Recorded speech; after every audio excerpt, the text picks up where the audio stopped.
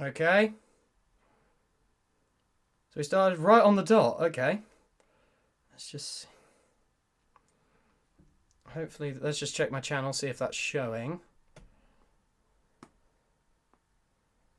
Yep, it's live. Hopefully that is live. Alrighty. So we're just going to wait for people to get in here. So we're just going to wait a few minutes. I'm not sure if people read my community post, but we have started a stream. I said it was 10 o'clock. I said it was 10 o'clock. You people should be here by now. Delay 1 second. There's more than 1 second delay, surely. Anyway, we're just going to wait for some people to come in before I properly do an intro, before I properly do an introduction.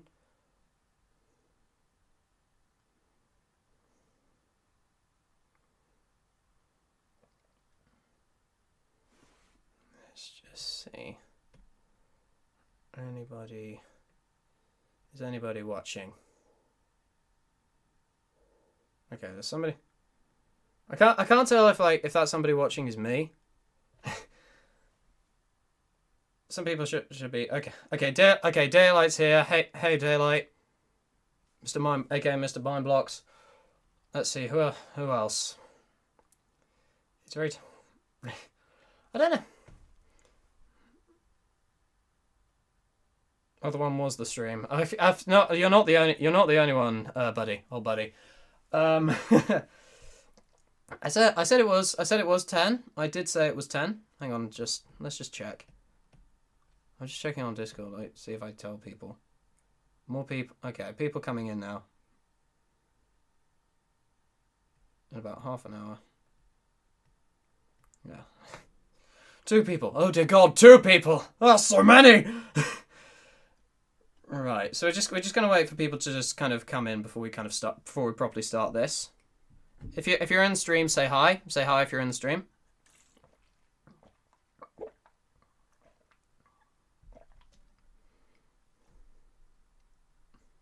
Okay, people are starting to go now. I got 3.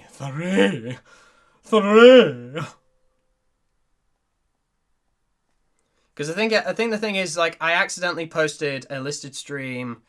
Usually I posted a listed stream. I accidentally posted a listed stream a minute ago. Like a few minutes ago. I meant to make it unlisted for some reason, like, because it was just a test stream. But I don't know. I might as well start the intro. Hey guys, it's me, Little Owl, back again doing a live Q&A for 2 occasions. One obviously is 1,000 subscribers, and 2 is Barry Sora's here. Hi dude. So this is for 2 occasions. It is 1,000 subscribers. And in about 2 hours' time, I shall be 19. So yes, tomorrow, the 19th, is ironically my 19th birthday. Cairo, how are you, buddy? Mads Monstrillas. Sorry if I gave away your actual name there, mate. Apologies for that. Okay, so we got a few people starting to come in now. But yeah, this is basically for a celebration of 1,000 subscribers.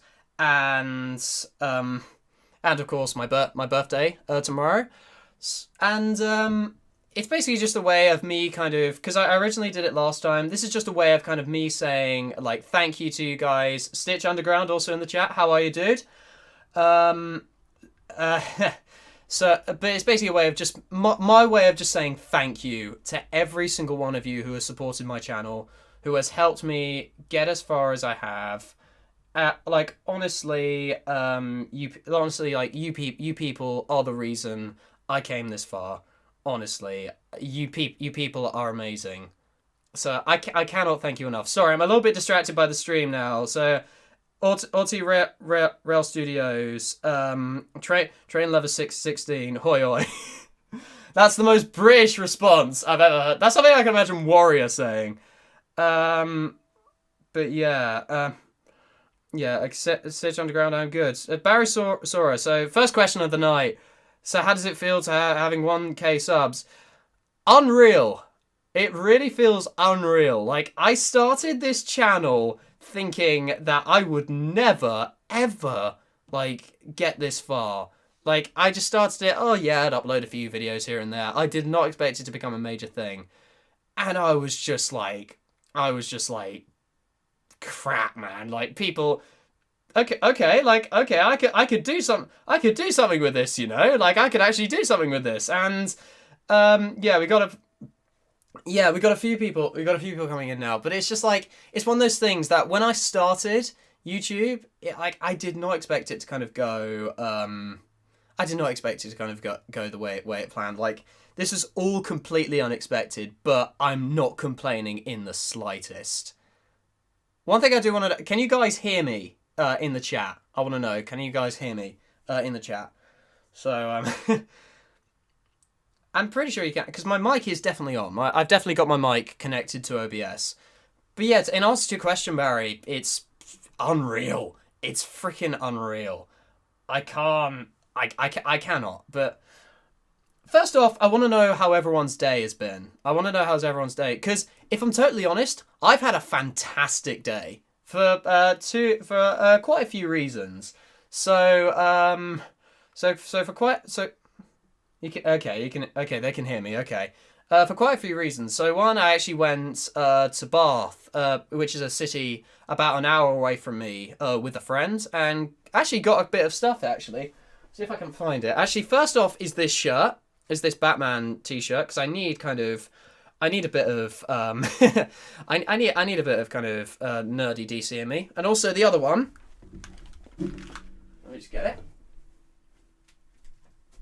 Is a Back to the Future T-shirt. Sorry, the label's kind of in the way. So, but yeah, that was fun because I'm actually meant to be going to Bath Uni Bath Spa Uni in September. So getting a kind of vibe of the place. And first off, hang on. Let me just say hi to a few people. So we've got 9 people in the chat right now. Auti Rail Studios. I think I said hi to you. Stitch, yeah. Shining Blue 40, how are you, mate? I'm actually part of his Discord server. Like, he's such a great guy, man. He's such a great guy I like to talk to. He's a brony, and he's a Thomas fan, so what's not to love? Gerard the Red Bird, congrats on escaping the womb, dude. Okay, thank you. Dominic Z says hi. Great Western 11, hello. But yeah, effectively, and I've got some more big news for you guys. So I got an email. So about a month ago, I auditioned. I went to castingcall.com and I found an audition for this Star Wars animation project, where it was they were basically revamping the sequel trilogy to make it more susceptible to their vision.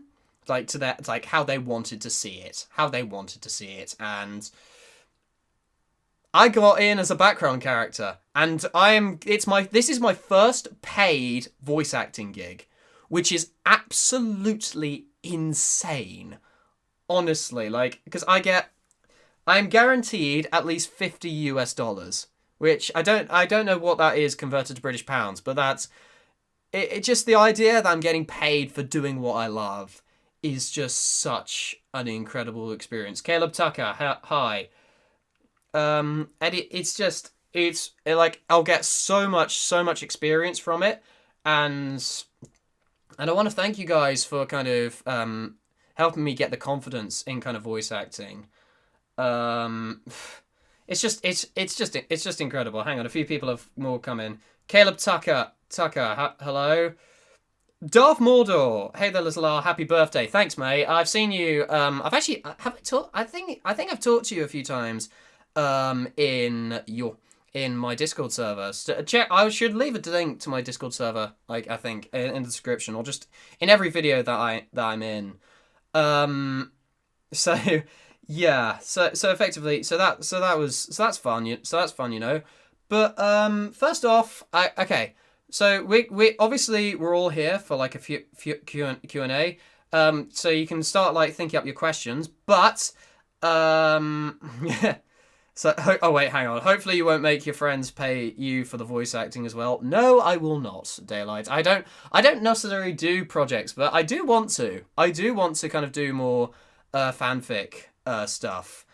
Okay, Darth Maul. Okay, it wasn't you I was thinking of. Sorry, Darth Maul. I was thinking of someone else. Okay, but before we get into questions, I want to ask you guys a question. What is your favorite moment from my channel? That's my question to you guys. Hang on, while I just look at like Discord notifications.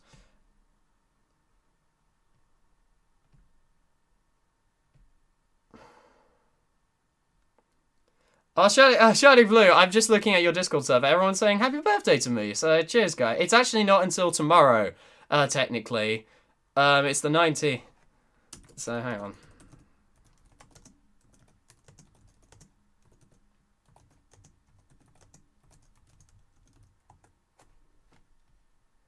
So yeah, you are a little bit behind. You're a little bit too eager, but thanks, Kank. Thanks, man. That's really nice of you. Okay, so yeah, you guys, what is my favorite moment? What is your favorite moment from your channel? Rolly, how are you? Good to see you, and happy early birth, spelt with a U. I don't question. It's Rolly. Come on, I don't even question it. But I don't even question. It's Caleb Tucker. Me and my dad are going to IHOP. What is that exactly? What is IHOP? Like, is that like a convention? I think.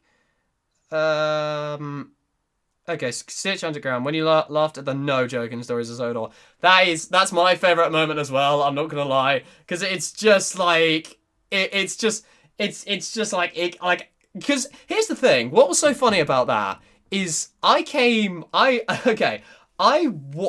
watched. So I listened to it. So hang on, I watched it. I saw the like despicable, disgraceful thing,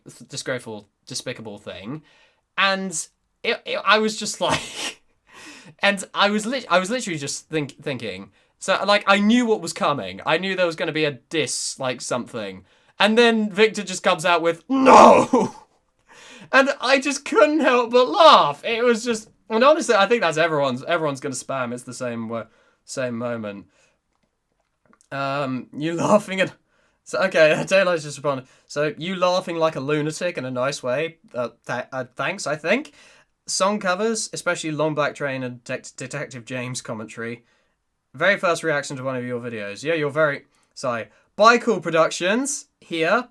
His favourite moment is definitely your laughs. I don't know why, it's just flipping brilliant. I don't know why, that's such a British thing to say, I think. Because I know Michael's American. Here's the thing. And that's just such a British thing to say. Like, I say flip it. Well, like, especially when I was younger, I used to say flipping all the bloody time. Yeah, bloody I say a lot of the time. It's disgraceful, disgusting, despicable. Yes, of course I mean that. Don't judge me. Sorry, I'm not a super Thomas nerd like you guys. Okay.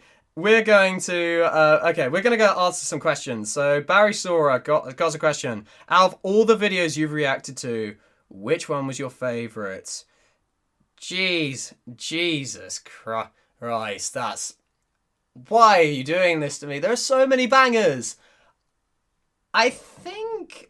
I'm trying to think. What was my favourite video? Because Stories of Sodor was very entertaining. But I don't even think, like... I'm trying to think. Oh, Chumish and French, episode 1. That had me choking. That was so funny. Honestly, that's my favourite one, hands down. It's just, and I can safely say, like, even the whole disgraceful, disgusting, despicable thing, no. Like, even that whole thing, I have not laughed as hard in a video than I did in Chumish and French, episode 1. I swear. Honestly. Like, I have never laughed so hard. So yeah, I think that's got to be a clear winner for me. Also, I must emphasize, I want to kind of clear, I want to kind of, a nice kind of mix of, Thomas and kind of MLP questions, because just to be fair for the rest of you, for the rest of the people that are in here.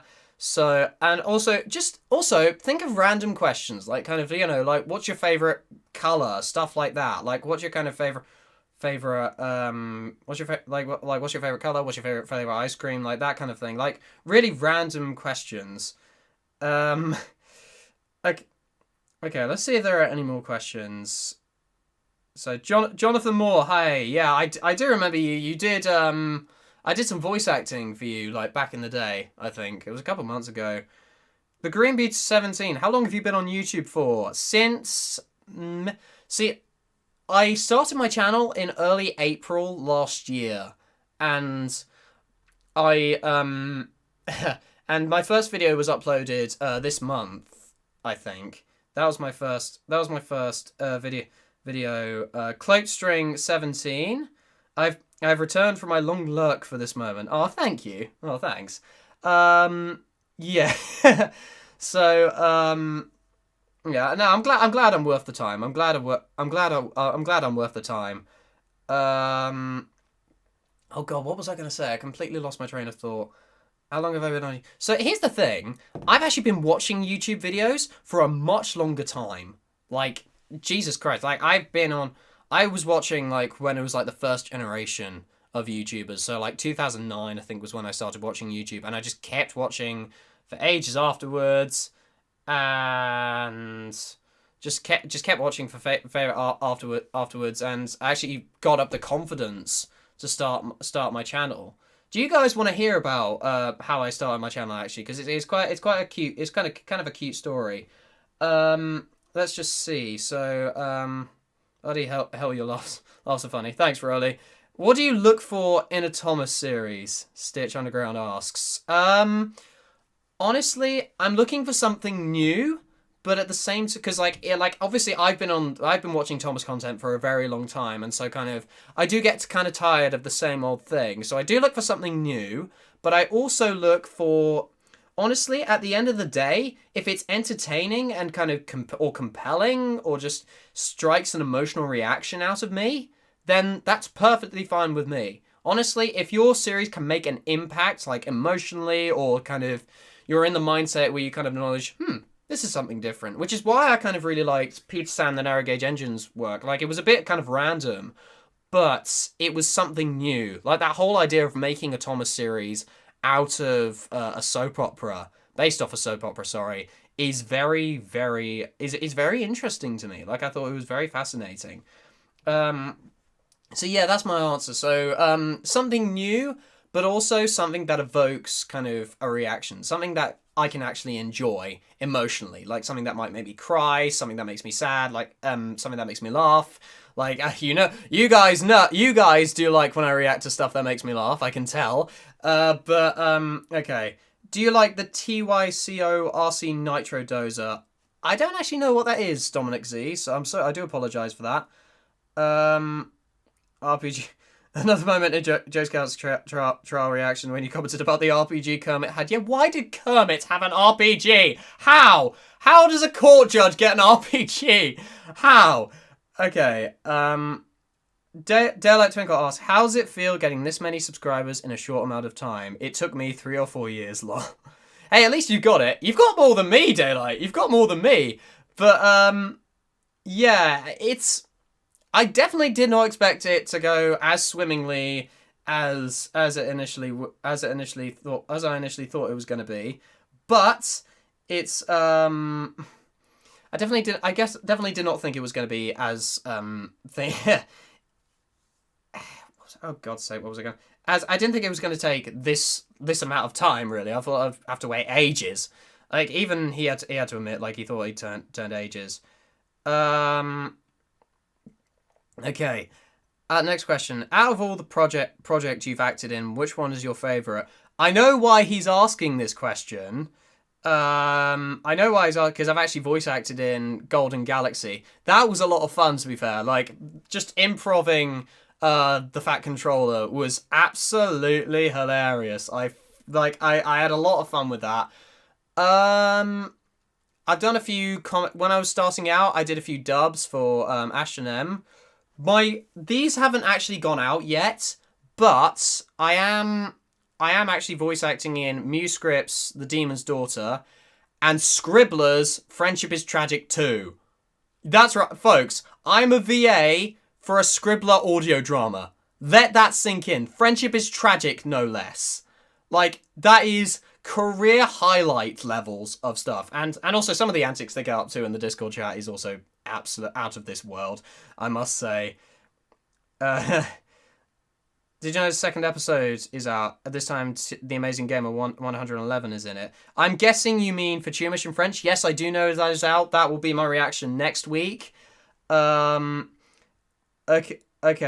I've read that. Favorite Batman series, Cloakstrang17 says. I have a favorite film, if that says anything. And like, tell you what, I do love the Telltale games. The Telltale games are goated, are incredibly goated. And to be honest, I can see why you're saying that because of the shirt. But my two favorite Batman films are actually the most recent and the ones that have made the biggest fuss. Joker, I loved when it came out because it was just because it hit hard. It hit really, really hard, and like in a really good way. Like I actually genuinely felt like I genuinely felt I genuinely felt kind of I felt the film the entire way through. And then there's the Batman, which is my favorite Batman, like Batman the character film of all time.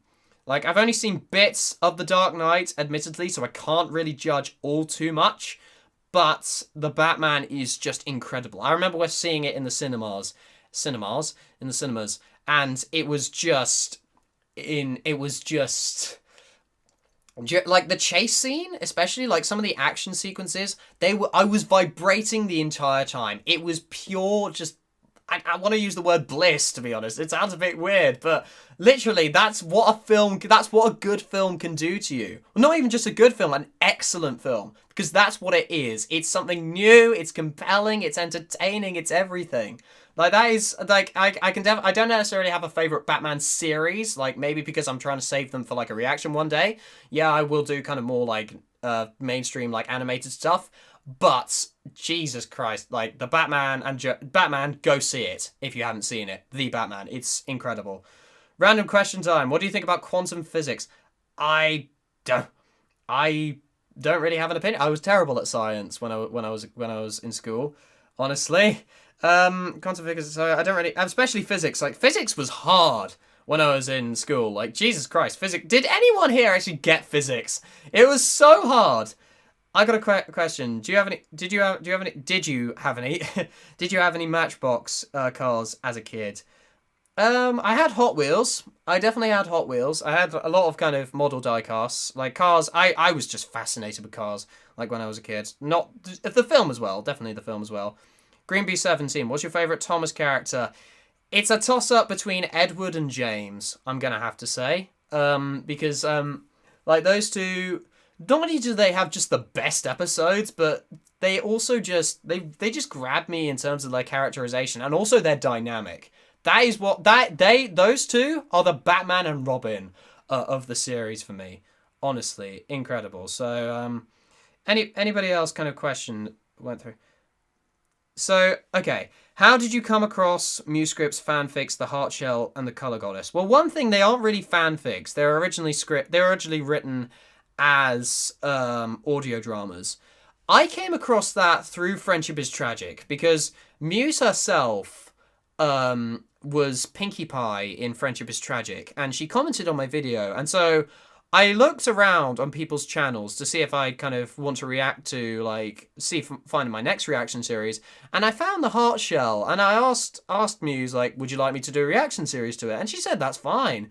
And so yeah, I ended up doing it, and I ended up sitting through The Heartshell and The Color Goddess. So, but I've also made a good friend in Musescript. Well, I like to think we're friends. I have flipped her off a couple times. Like Muse, if you are watching, love you. But so I do apologise for that.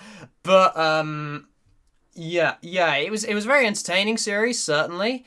And also just the whole experience I had watching it, like both series, was just incredible. I can't wait for Demon's Daughter, not just because I'm in it, but because like it carries on like a series that I absolutely adore. Like, and definitely kind of when when I actually come to Demon's Daughter, because it's going to be a while before it comes out. I'll kind of look back on Color Goddess and Heart Shell with kind of rose tinted glasses. Like I kind of think, I kind of think, I'll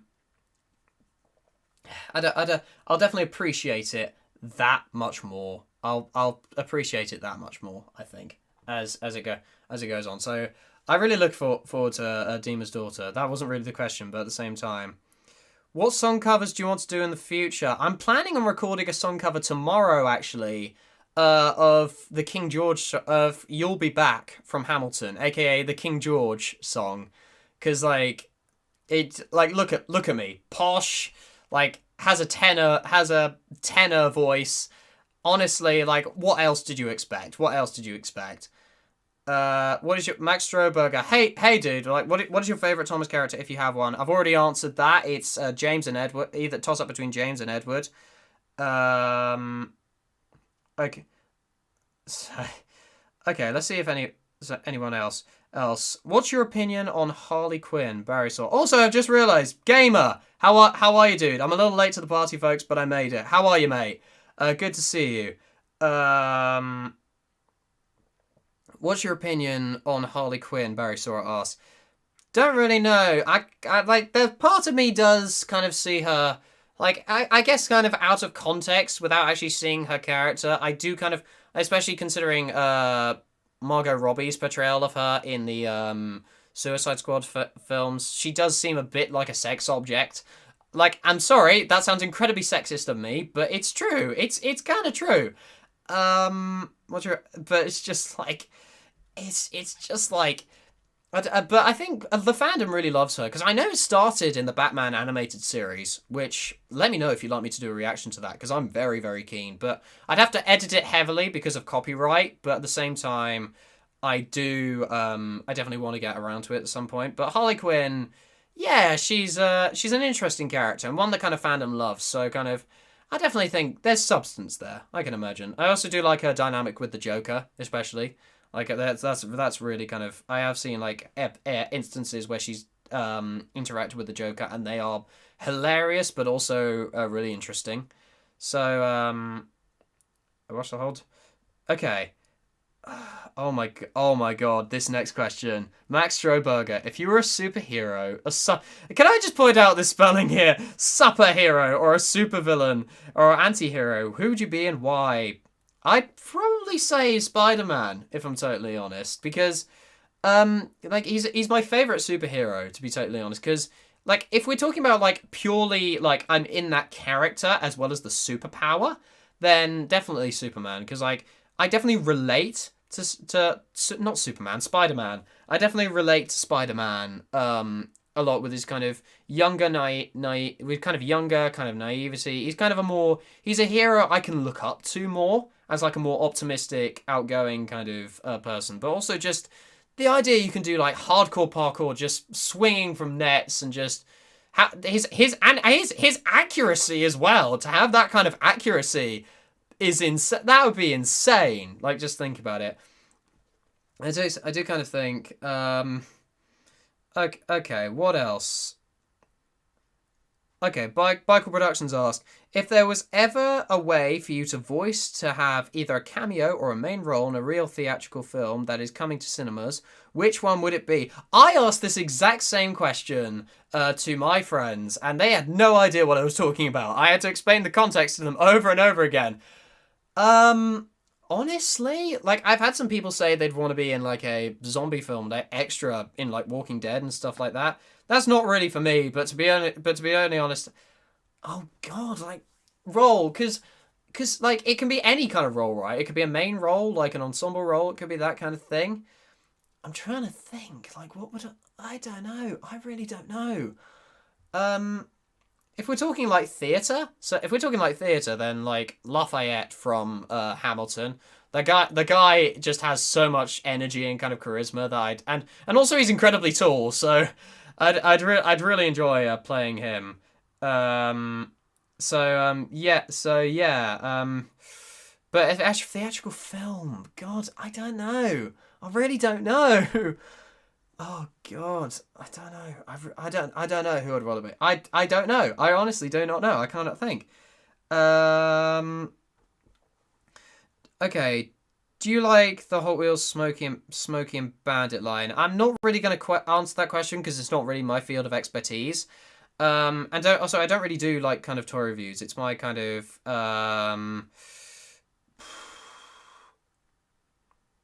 Okay. What's your opinion? Okay, what's your opinion on the Vincent Motola? Never heard of him. Honestly, never heard of him. So, did you ever watch or come across Ed Plus 777 growing up? I know I did. No, I actually didn't. I actually didn't. A bit gamer. You also say Spider-Man the same. I can picture you as Spider-Man. You know, I can definitely kind of just from your personality on screen. I can definitely picture you as kind of Spider-Man. Okay. Do you like any gaming fandoms? Barry sort of asked, like Undertale or FNAF.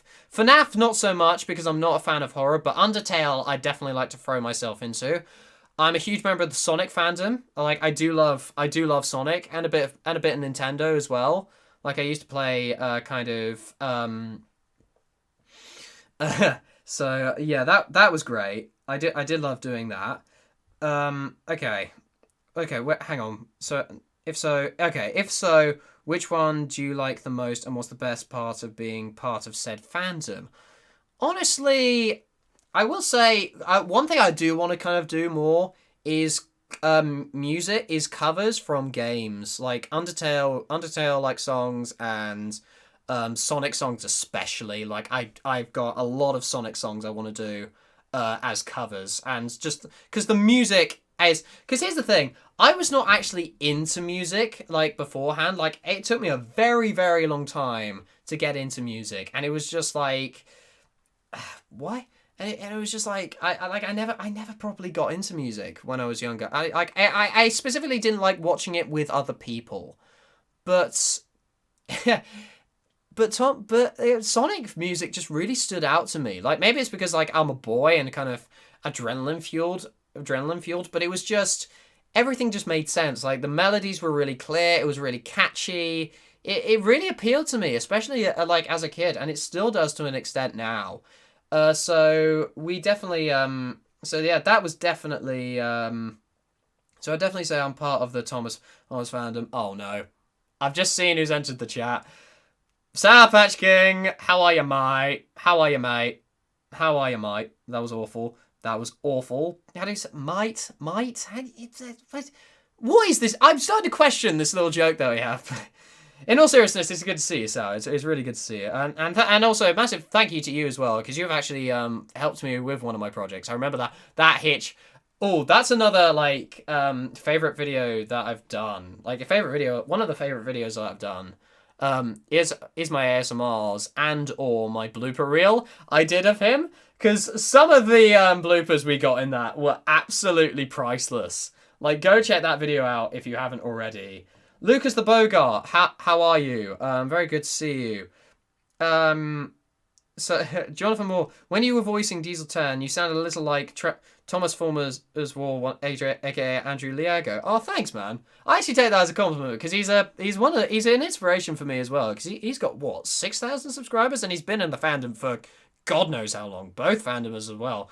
I'm definitely keen to react to one of his videos.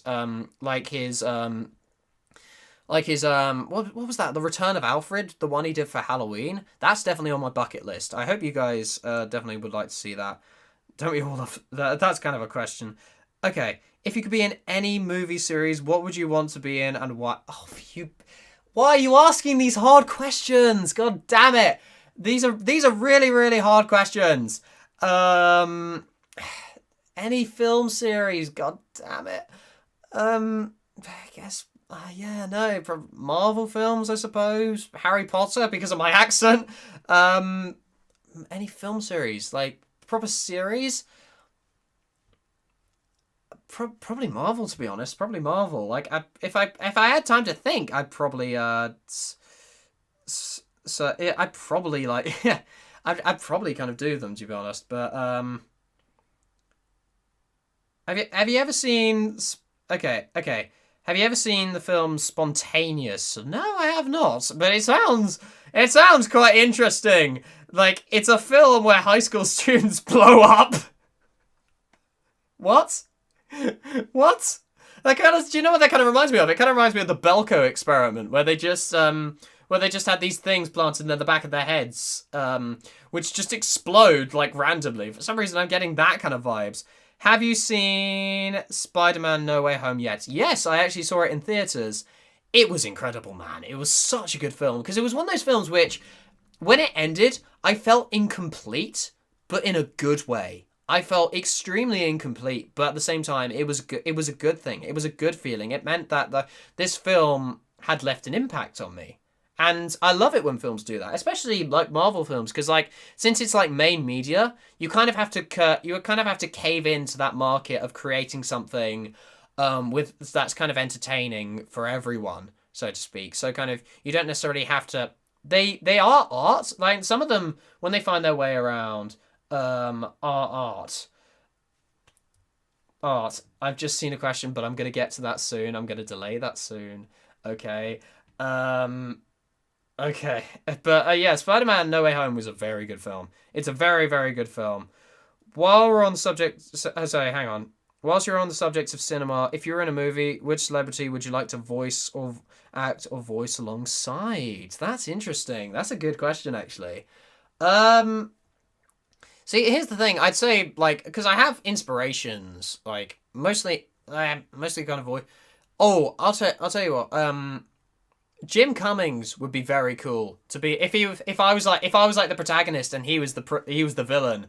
Oh, yo, that would be such a sick dynamic. I feel just like and like if he was doing his like Robotnik voice from Sonic Sat AM or like what other villains has he played on the subject Mark Hamill. Like okay, I'm saying this as kind of like a voice actor. Um I'm saying that as a kind of voice actor. In terms of actually physical acting, probably Matthew Perry, who played Chandler in Friends. Like, he's just I can just imagine talking to him off set and being such a fun guy to be around, you know. I could just imagine, like, not just actually acting alongside him and being, like, kind of just in awe of him. Just, like, how does he manage to actually... How is he actually trying to be funny? How does he actually manage to be funny when he's trying? Like and just also just talking to him off set, I can imagine just he'd be so cool. He'd be such a cool guy, man. And okay, next one.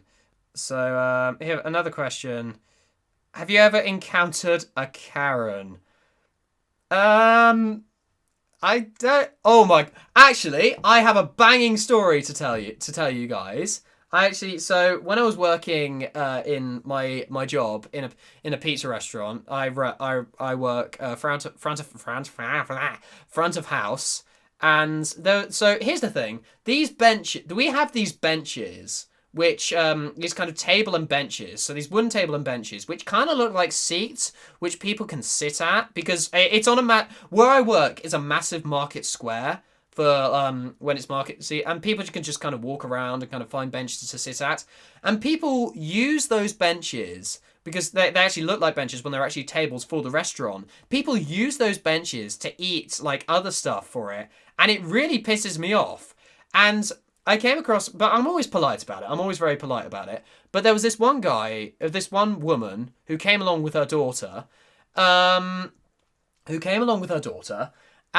I asked them kind of, do you like, I was like, can I get, I was like, do you mind moving, please? Because I've got, because this is a restaurant, and she was just sitting there, and just afterwards, as I kind of got them to move, she was saying, no need to be rude, and I was just like, that's a Karen. That is a Karen, and she had a kid with her.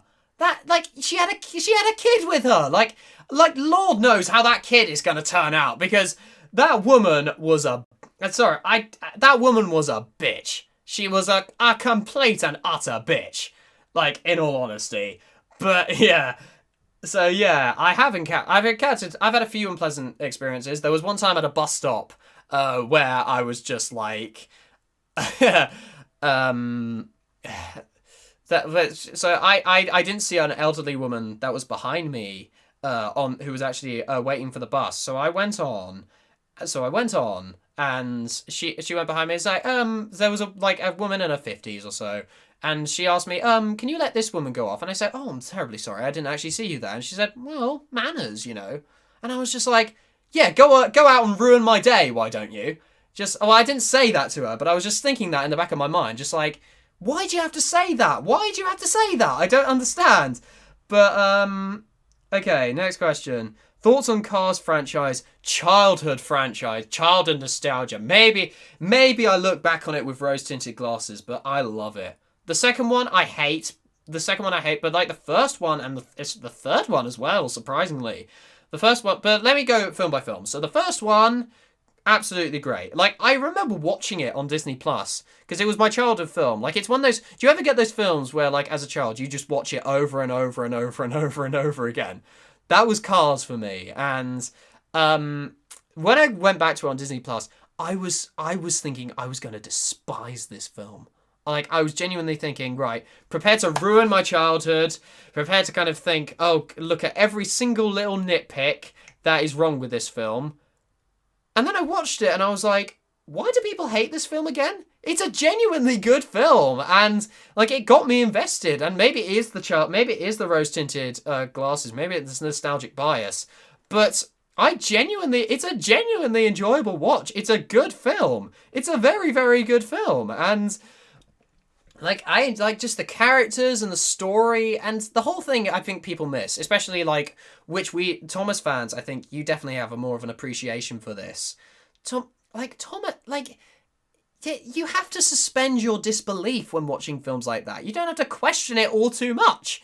Like, it's just like, can Cars... I remember seeing a reaction to the first Cars film, and it was like, can Cars produce semen? Was legit one of the questions they asked. And I was just like, why? Why the hell? Why the hell are you asking that question? It's a kid's film. It's a family film. But yeah, the first Cars, great. One of my favourite films of all time. I'd go as far as saying. Second one, I liked it as a kid, and part of me still enjoys it. Like, there are elements which I do enjoy about it, like the music, and the animation is top tier. Like, it's so much better than the first one. And the first one was really good as well, that's the thing. But what happened to the story? And, like, someone told me, I understand, like, someone told me that kind of if you see it as non-canon, then you can actually find enjoyment out of it. But I just didn't. I just did not. Like, it was just like when I'm rewatching it, I just started hating this film because it gave my childhood film, well, the franchise it was part of, a negative reputation. I was like, why the hell do you have to do that to my boy Cars, you know? I'm saying it as if it's a person. But, like, why do you have to do that? Why the hell do you have to do that? It's just like, why? Who came up with that story? One thing I will say I do applaud them for is the irony, like, in the message here. The whole message I can get from it is kind of Mater should be himself when he's a spy, which the whole point of it is that you're pretending to be someone else. I do like that irony. But it's in the wrong film. If it was like, I don't know, like Kim Possible or like Spy Kids. Yo, does anyone remember Spy Kids? That was a great film franchise.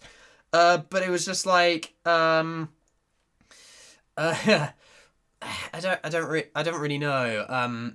But yeah, okay. Third one is very, very moving. I found very, very moving. Even though I'm kind of a person not really I found it very, very moving. Like, even though I'm kind of I'm not in the stage where I'm old and like where I'm old and kind of like experiencing the part where I need to kind of move on, but I can kind of understand it. I can definitely understand it a bit more.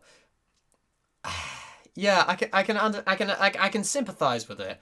One thing I do have a problem with is the antagonist, like Jackson Storm. Like, he's just like, how does he exist? Like, how the hell is it fair on the other competitors? I can suspend my disbelief, not that much. Come on. Like, I cannot suspend my disbelief that much. Yeah, that's really the only problem I have. And also he's just a dick for no reason, honestly. So yeah, but it's a very good film, and I think it's aesthetically, it's definitely the best, one of the best looking Pixar films, like in general. I really do like Cars. One thing the Cars films all do have is great animation, incredible animation. Considering it's anthropomorphic cars, which is very easy to do wrong. Like, has anyone seen like there's a Cars like knockoff somewhere? I can't remember what it's called, but it's a massive kind of knockoff. And it's just the cars, like, but like the light bulbs, like in the cars, the lights in the cars are the actual eyes, and it's so freaking creepy. It's so borderline. But yeah, Cars, my childhood franchise, man. I love it. I do love the Cars franchise, and yeah, I can understand it's not a perfect franchise, but it deserves more love. I feel like it deserves more love, not just from because it gets a lot of love from like viewers. But like, I just wish people understood it a bit more. That's my one thing. Sour Patch King, you are an arse, okay? You are a grade A pillock. Thomas or MLP? I'm not answering that question. I can love both, okay? I can love both. Like, both present like different pros and cons. Like Thomas is my childhood. Like I love Thomas and just I think it's and also I watch it back now. It's just something that didn't kind of go away. Like I watch it back now, I can acknowledge just I still enjoy it and I still think it's an incredible show. And it's just like but here's the thing. One does get tired of seeing the same show over and over and over again. So I kind of wanted something new, and I kind of found that in MLP. But granted, when I first watched MLP, I did not like it at all. Like the actual show, like Friendship is. I'm assuming you mean Friendship is Magic, like because that's how really the fandom started. But I remember just seeing all these bright colours everywhere and being someone on the autistic spectrum. And it was just all these bright pastel coloured ponies just walking around everywhere and all these fast paced plots and humour. Like everything was kind of going over my head.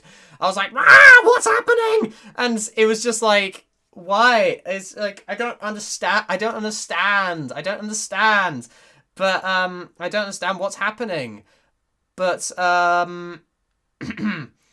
it grew on me, certainly, and definitely. But actually, no, you know what? I found the compromise, and that was in the fandom, like the actual like fan fiction, like animations, like voice acting, audio dramas, like that kind of thing.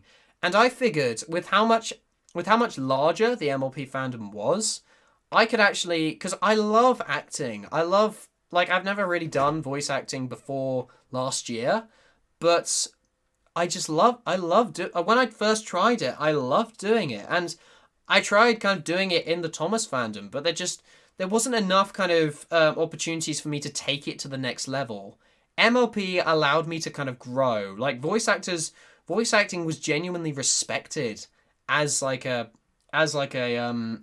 what's the word? A kind of, not necessarily occupation, but it was respected in the fandom, really. It was respected, like, and I just felt like it gave me so many more opportunities to kind of explore and actually perform in front of other people and actually be a part of like a professionally run fandom. Because I look at some of the Thomas videos on the internet and it's just, they're so low end quality, some of them. And it just disappoints me because like, that's just so lazy. It's so lazy, some people. And yeah, granted some of it's from kind of kids that's like just recording Roblox like on their screen recorder. But I just find that so lazy. I find it so lazy, man. And like, definitely okay for like show wise, and definitely for like I'm still active in the Thomas fandom. I can love both. Okay, Sour, you can get off my back about this because I can love both. Okay, fight me. And besides, it's not just Thomas and MLP. Like I like other stuff as well, like Sonic. Kind of like I'm a bit of a gamer. What else? Disney, especially. I love myself Disney films. Animation in general, hell of a boss. Like, remember, like, my reaction to that.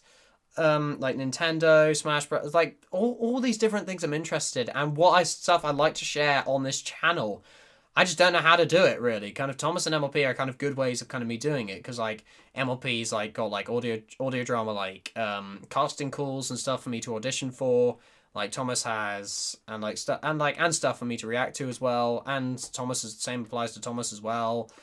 You can't make me choose, okay? But like the whole reason, like Thomas was my childhood. It was nothing but Thomas, and it kind of becomes a bit draining after a while. So I was looking, part of me was kind of looking for something new, but also looking for part of me to kind of move forward as a voice actor, which is why I kind of wanted to kind of expand into different niches, really. That's why my answer is both. My answer is both. So, Sour, really, you cannot make me choose, man. Please, you can't. Don't make me choose. So, okay. Okay. I'm just a few people, just a few people kind of chatting when watching my Golden Galaxy. So, well, okay. When watching my Golden Galaxy, not to brag, what were some things you noticed that time with Galaxy aesthetic? Because there was a lot of these things. Once again, no bragging. I'm afraid I'm not going to answer that question because, like, Ed, I'm not entirely nothing against you. Like, that's definitely not bragging. That's just you. That's just because again, it's something I'm interested in. It's something I'm actually a part of. So, has the screen frozen? I'm just trying to think. Hang on. No, it hasn't. I've just paused it for some reason. Don't ask why. But yeah. So I'm trying to. So yeah, I'm afraid I'm not gonna answer that question. What would you like to see in Magic Railroad 2? Honestly, just rewrite. Just a rewrited Magic Railroad 1, to be totally honest, because it can be a good film. Just with like a better concept, better writing, better characterization, just everything about it just could be better. If it was just, there are so many things good right with it, I feel. There are things right with it. So yeah, it's just like, please, just, I don't know. I don't know. Like, kind of Magic Railroad 2, I suppose, kind of introduce more characters, I will say. Definitely introduce more characters. Like, where the hell is Edward and Duck? Edward especially. Like, he created the Railway series, for crying out loud. Why is he not in the movie? And, like, you know, Donald and Douglas, Oliver, Boko, but yeah, rest in peace, Boko. He hasn't been seen since season 5. Mavis, Bill and Ben, all these different characters. You could expand the world so much in Magic Railroad 2. So yeah, like, definitely on top of my list is more characters, and also just kind of continue what made like other elements that made it good, and fuck it, just apologies for language, but yeah, just a better Magic Railroad 1, really, to be honest, is what I want to see. Request loaded. Have you watched Doctor Who? And if so, did you like it? And if so, which Doctor is your favourite? I'm not a Doctor Who fan. That's more up my sister's street, up the rest of my family street, to be honest. So, yeah, Doctor Who just isn't for me. It just isn't for me. So, to be honest, but I may give it a go one these days, like, you know, see what it's like. But I'm not a Who fanatic, just so to speak. Okay, and anybody else? Equestria Exploration, how are you? Pink Escapade, hello. Lego Fan 65, Captain Yoshi, Rebel X, happy birthday from Captain Yoshi, cheers man. Happy birthday from Rebel as well. What's the weirdest?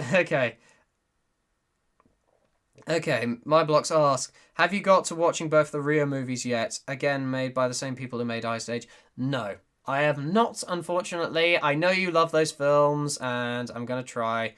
It's called Cars Life. That's what it was called. Oh my god, that film was awful.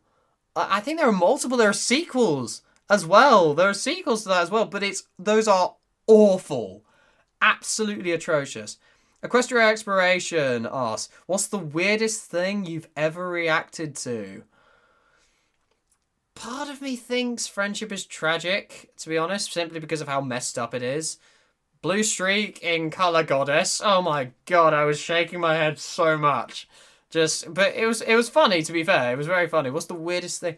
But in terms of weirdest thing, True Mission French episode 1, that was very, very, very, very, very, very, very, very, very, very, very, very strange. But in a funny way. It kind of used that to its advantage. Oh god, what else? What else? Because it's everything I'm thinking of is like it's specific scenes in specific videos that I've reacted to that have that kind of that have like stood out. I was like, ooh, that's a little bit weird, isn't it? That's a little bit strange. Oh, I'm trying to think. What else? Oh God, what else? What else? What else? I don't know. Oh, God's sake. Because I know that there's like one which is just like in the back of my mind somewhere, and I don't know what that is because I'm sure I've seen it before. Okay. What's so lazy about recording in Roblox? Nothing against recording in Roblox, because there are some people who use Roblox to its advantage. I was making a generalization. It's more or less for kind of people who make, it's people who make, people who just record stuff and just don't do anything with it. So I have to go, Jack. See you later on my server. All right, see you later, buddy. But yeah, I didn't like mean it in that way. So, by the way, how would you feel about streaming video games? Honestly, I said I'd like to, but I don't know. Like, I just don't have the time. And to be honest, what games am I gonna play? Like, to be honest, like I'm kind of a God's sake. Like, I don't. What am I gonna play? Like, I'm a fan of like shooters, kind of action games. Like, I'm not really an RPG kind of game. Like, kind of any kind of single player campaign like games which you want me to play. I don't really, because I play on PC. I do have an Xbox 360 and a PS3, but at the same time, like, it's kind of like, I don't know. I just don't really use them, to be honest, because like I'm so busy like making YouTube videos. Like, I do want to do them. Like, I play games in my spare time. But at the same time, there is part of me that kind of wants to keep that in my spare time. Though it's something I wouldn't mind like throwing myself into. I'm not gonna lie. Like, I think, Darth Maul asks, Star Wars or Star Trek, and which is your favorite movie / series? Star Wars, because I haven't seen Star Trek. Okay, that's my answer for you. Okay, so anyway. What's your opinion on Smurfs dancing in your bathroom at 3 a.m. with Donald Trump and Ricardo is stupid? What the hell? I have not seen that video, Michael. I'm sorry. Okay. How many people have you gotten for Tanky's React to Tug so far? I know you said you got a hold of someone and then to The Amazing Gamer. I'm not going to say because it will ruin the surprise. Okay. I'm not going to say. Okay. I'm not going to say. So just hang on. Let me just check it. Let me just check. I'm just checking Discord. If you any other like questions, do let me know. Just actually, I know. I'm just checking my emails.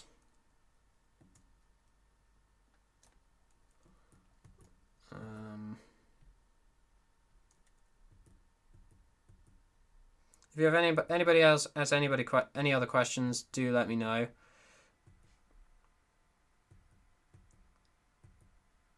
Just anybody else kind of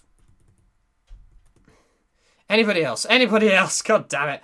But actually, you know what? I'm gonna actually tell you guys a story. So I'm not sure if somebody asked me this, but I am wondering. A few of you. I'm gonna tell you. Okay. So I'm gonna tell you guys how I started YouTube actually. So like how I started voice acting. So I remember it specifically. It was one of Dalek44's videos. I think it was his Thomas and Rosie like Valentine's. It's the most cringy video ever. Like Thomas and Percy's like Valentine.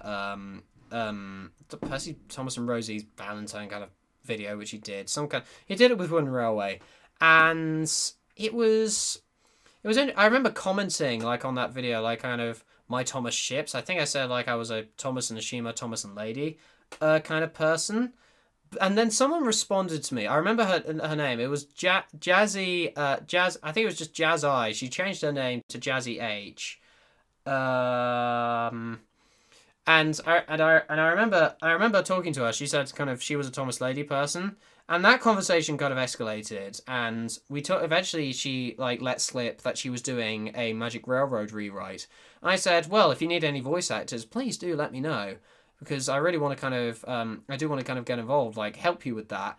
And she said, sure, if you send me an audition, that'll be great. And I sent her one, and she loved it. And she absolutely loved it. And it was just like, it's so humbling seeing people like commend you like that. And like just seeing people and it was just like, it was such a humbling experience. I was like, okay, I think it was my Thomas voice I did actually, which is kind of my regular voice, but a kind of, it's a bit like a bit more like a kind of mature kind of Thomas, you know. That was my voice. And so I started, and she said it was really good. She said it was exactly what she was looking for. And I got the confidence thereafter, because I started talking to her a lot, and I was like, afterwards, and we eventually, she was just like, okay. And she was eventually, and so I got the confidence to actually start doing voice acting. So like, I came across a few others. Like, I think the first person I came across was Ashton M 1920. See, this is when I was purely a Thomas fan. Like, I hadn't really discovered MLP that much yet. And I knew what it was, but I just wasn't actually in the fandom just yet. And eventually I so I auditioned for him, and he was fairly easy to audition for, because to be honest, you just ask for characters, and he lets them be, and you let them be the characters, which is a good focus, which is a good way of kind of doing it. But at the same time, like, it lets everybody who can't do an audition, like, actually kind of have an attempt. But at the same time, it's just like, there are some really talentless voice actors in Ashton M's redubs. I'm sorry, Ashton, but some of the voice actors in that were could not act for the life of them. And it was just like, what? And it was just like, it's just, the format's not working. Okay, that format does not work. 100%. So I started kind of, I did those for a while, and then I kind of discovered like the MLP fandom, where I could kind of more properly voice act. And it was Ian El Gamer Random. Sorry if I pronounced your name wrong. How are you, dude? Glad you can make it. And to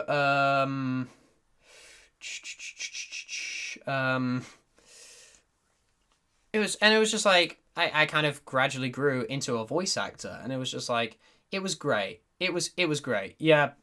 So, do you remember when you met me and started working with me? I do, actually. I think I started talking with you on one of Ashton M's redubs, but I think the first project you asked me to be involved with was your Detective James redub, which I was originally just playing Rex, the miniature gauge engine, but then you asked me to play James because the James VA dropped out. So yeah, that was yeah. So Photos Prime. Sorry, I'm late. Yeah, you were the person I was thinking of earlier. So I accidentally mistook you with Darth Mordor. I've actually talked to you he's a really cool guy to talk to. I talked to him in my Discord server, and he's such a cool guy to talk to. He's a really cool guy to talk to. And but yeah, back on topic. Like, initially like asked me to do just Rex. Then he asked me to do James, because the original voice actor dropped out. And you know, it was fun. Yeah, and I'm glad I got to meet you, to be honest, Daylight, because you've been one of my loyalist subscribers. We'd have our moments, but we still love each other. No homo. Listen to our. Is this still Q&A? Yes. Well, that was a question, Rolly. It is still a Q&A. What questions to ask? Damn it. Oh, I love this question from Michael Productions. Do you remember World War? How many ones is that? How many ones is that? I can't even count. Man, we're getting old. But that's really funny. That's really funny, Michael. Happy birthday from Photos Prime. Thank you very much, mate. Ian L Gamer Random, how are you? I'm doing very good, thank you. I've had a very good day. Actually, full of joy and jocularity. Like I was with a friend, hanging out with a friend. I bought a few clothes from Primark, which was nice. So, Rolly Arts, I have question. How to question? Well, you just think about you think of one thing that's wrong with that person, and you just think, how can I insult them? How can I invade their personal space as much as possible? How can I make them feel as uncomfortable as possible? That's how you ask questions. It's a fairly simple concept, really. Honestly, just be a dickhead. Just be a dickhead. I'll answer questions. No, please don't actually, okay? Because I'm enjoying this time. It'd be a shame if somebody wanted to spoil it. But, you also did Replaced. Okay, when the comics are made and dubbed. Tell you what, that was the first one. Replaced was the first comic dub that you released, Daylights. That was the first, you didn't do, you started Detective James in, what was it? You started production in August, and you didn't get to finishing it until March this year, March or April this year. Rolly Archer said, "So wise." I do try, please. I do try. Tell me something I don't know, please. Honestly. Just a deep thought. Have you ever stopped and thought about the fact that we can chat to you in real time from different locations of the world? Just how far we've come in technology. Quite frankly, it's the reason why I've managed to get as far. It's one of the reasons why I've managed to get as far as I have. Rebel X. It's some of the people I've met overseas, specifically in America, from the MLP fandom and the Thomas fandom as well, are just incredible people. And the idea that you can kind of bond with anyone, over a specific kind of shared interests, kind of niches, it's just incredible. And one of these days, I hope to go over to the States or Australia or any of these people or wherever these people live and actually meet them IRL, because that's honestly the people I've met. I've become true blue friends. Honestly, no pun intended. There's a fly in here. Go away. A question was how should I get rid of the fly? No, I'm kidding. But yeah. Anybody else got anybody else? Yeah. Honestly, it's just incredible how far we've come in technology and how we're able to bond with these people. It's one of the best things. It's one of the best parts of being on the internet, really. Yeah, granted, there's a reduced level of trust because you're just seeing them behind a computer screen, and so you don't know their true intentions. For most cases, it's just the voice. But at the same time, kind of hearing people's experiences on the internet does make me trust them a little bit more. That they're kind of aware of kind of the unsafeness of the internet, so it's more or less, I kind of do try and trust them. Sorry, I went on a bit of a tangent there, but anyway, so in reality, I'm from Argentina, all the way from Argentina. Whereabouts in Argentina are you from? Random. I probably won't know where it is, but it's cool. Remember when you said you wanted to hear something you don't know? Well, here's one. I'm not going to repeat that. Thank you. Okay. So Rebel X, thanks for answering. I can't wait for your next video. I'm going to go. Hope you have a happy birthday. Cheers, man. Thanks for coming along to the stream. Okay. Anybody else got any questions? I'm gonna just check on Discord real quick.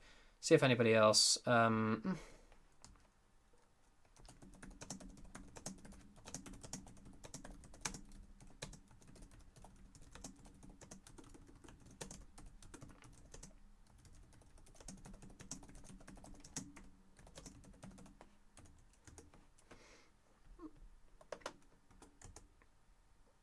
Yeah, anyone else? Buenos Aires, so the capital of Argentina, you're actually from. That's really really cool. That's actually Buenos Aires. It's meant to be a nice. It's meant to be a nice country. Like I've seen like images of it, like with that huge monument they have in the middle of a roundabout. It's so cool. Like just seeing that, it's so freaking cool. And Darth Mordor, of course, a proud American. Yeah, everybody in the chat, tell me if you're only if you're comfortable though. Tell us who you're from, where you're from. You can say what specific state you're from, or like just whereabouts you're from. Just kind of tell me. Okay, I wanted to ask you this live because I feel like it's more grand and better than sending a Discord message.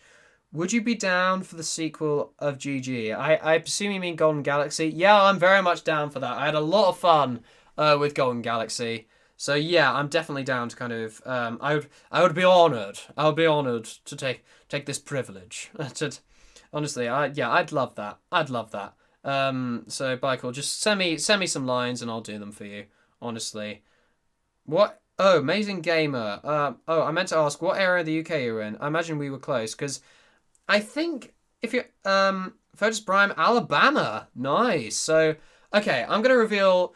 I'm not gonna reveal specifically where I am, but I live in the county of Wiltshire, which is specifically near Salisbury, which is a very nice town. Like if you know what the cathedral and Stonehenge, if you ever know of those places, it's such a nice place. It's such a nice place, and it does get a bit dead, which is why I'm going to kind of like. There's not really much for a young up and coming guy like me, which is why I'm going to university, like a different city. It's partly why I'm going to Bath actually, and why I visited there today because there's just so much more going on. So there's not really much going on over here, but at the same time, it's a lovely place. It's a lovely place to live. It's Darth Mordor, Virginia. God, I love him. West Virginia, Mountain Mama, take me home. I'm a singer. I should be singing that much. Mountain roads, take me home to the place I belong. West Virginia, Mountain Mama, country roads, take me home. That was probably very, very off, but okay. So he's actually been there before. Nostalgic Cookie, hi, how are you? What was your most memorable vocal experience, like performance? I'd have to say, being in when I was in vocal performance, okay, I'm actually gonna expand the question a bit because there's one anecdote I really want to tell here. When I was 16, I was in a production with my youth theatre, a musical production of The Wizard of Oz. So I played the Guard of the Emerald City, and I also played a Munchkin. Which was an incredible experience for me. Absolutely incredible. And it was an absolute. It was just like I learned how to sing and to dance. In that, I learned to sing and sing. I love to sing and dance. How to act while singing and dancing. Like that was a very interesting experience. Actually conveying character while singing, it was very exhausting. I will say the singing I had no problem with. It was the dancing. Jesus Christ, some of the choreography was tough. It was very very tough. Like I can imagine like Magia, since you are a musical geek, that you do kind of you have kind of done strenuous stuff. More strenuous stuff. But also, can I say my favourite moment from that, hands down, was okay. So I was when I was a Munchkin, I was a member of the Lullaby League, which in the original film and like the original story were a bunch of little girls, and like the Lollipop Guild were a bunch of like tough men. But the roles were switched. So me and two other guys who were above 6 feet tall did a ballerina routine in pink tutus and boiler suits with just a hell. And the thing is, there's a picture of it in the theatre somewhere, and it's just like I look at it and I'm just like, that is gonna be up there forever. I'm never gonna live that down. But it was so much fun. It was just incredible. And then of course, like the Lollipop Guild were little girls, like literally like girls, like small tiny girls, like under the age of 10. It was insane. Memorable vocal performance. I'd probably say definitely my favorite. Okay, covers. I definitely say the covers I've done. Some of the covers I've done are quite memorable. Definitely. I'm trying to think. What's my best? I think my best cover I've done is Hellfire from Hunchback of Notre Dame. That's my favorite cover that I've done because like just in terms of the mixing, but also in terms of audio experience. Like not only did I get a chance to actually flex my kind of deep singing voice like this Beata Maria, like I managed to kind of flex that a bit, but also there's a little bit in between the songs where I actually got to actually flex a bit of acting. You know, a bit of live acting because I was actually recording myself whilst I was doing the cover, and it was a lot of fun actually. It was a lot of fun. Uh, it was a lot of fun doing that. So yeah, that was my vocal performance. A little bit confused. Okay, like performance. So yeah, that's my answer. That's my answer, Imagia. I hope that kind of answers it for you. Thanks again for turning up, by the way. And also, just on a side note, take your time with those Fluttershy lines for the ASMR. So remember, I did an ASMR with her about a month ago. We're actually doing another one. We plan to do another one, and I'm just wait. The narration is done, but I'm waiting on her lines for it. So you're very okay. Amazing Gamer. I've been up there before. My grandparents live up there. Should I go visit them for? Should I go visit them for you and say hi? I'm a friend of Amazing Gamers.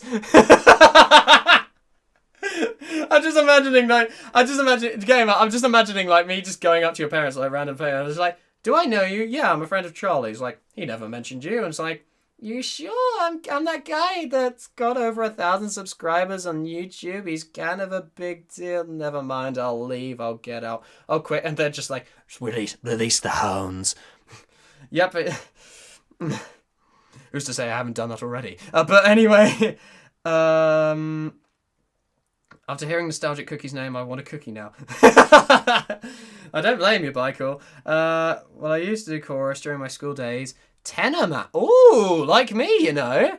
Darth Maul, you're a tenor. I was in a production of Rodgers and Hammerstein's Cinderella my senior year, which I enjoyed. Oh, I'm glad your senior year. Yeah. What is your favourite genre of music? Also, congrats. Thank you very much. Oh, God, genre of music. Why are you doing this to me? There's so many good genres. Granted, okay, there are genres that I hate, but honestly, I'll tell you what, like, Black Griffin's genre switching challenges have given me a much deeper respect for music genres. So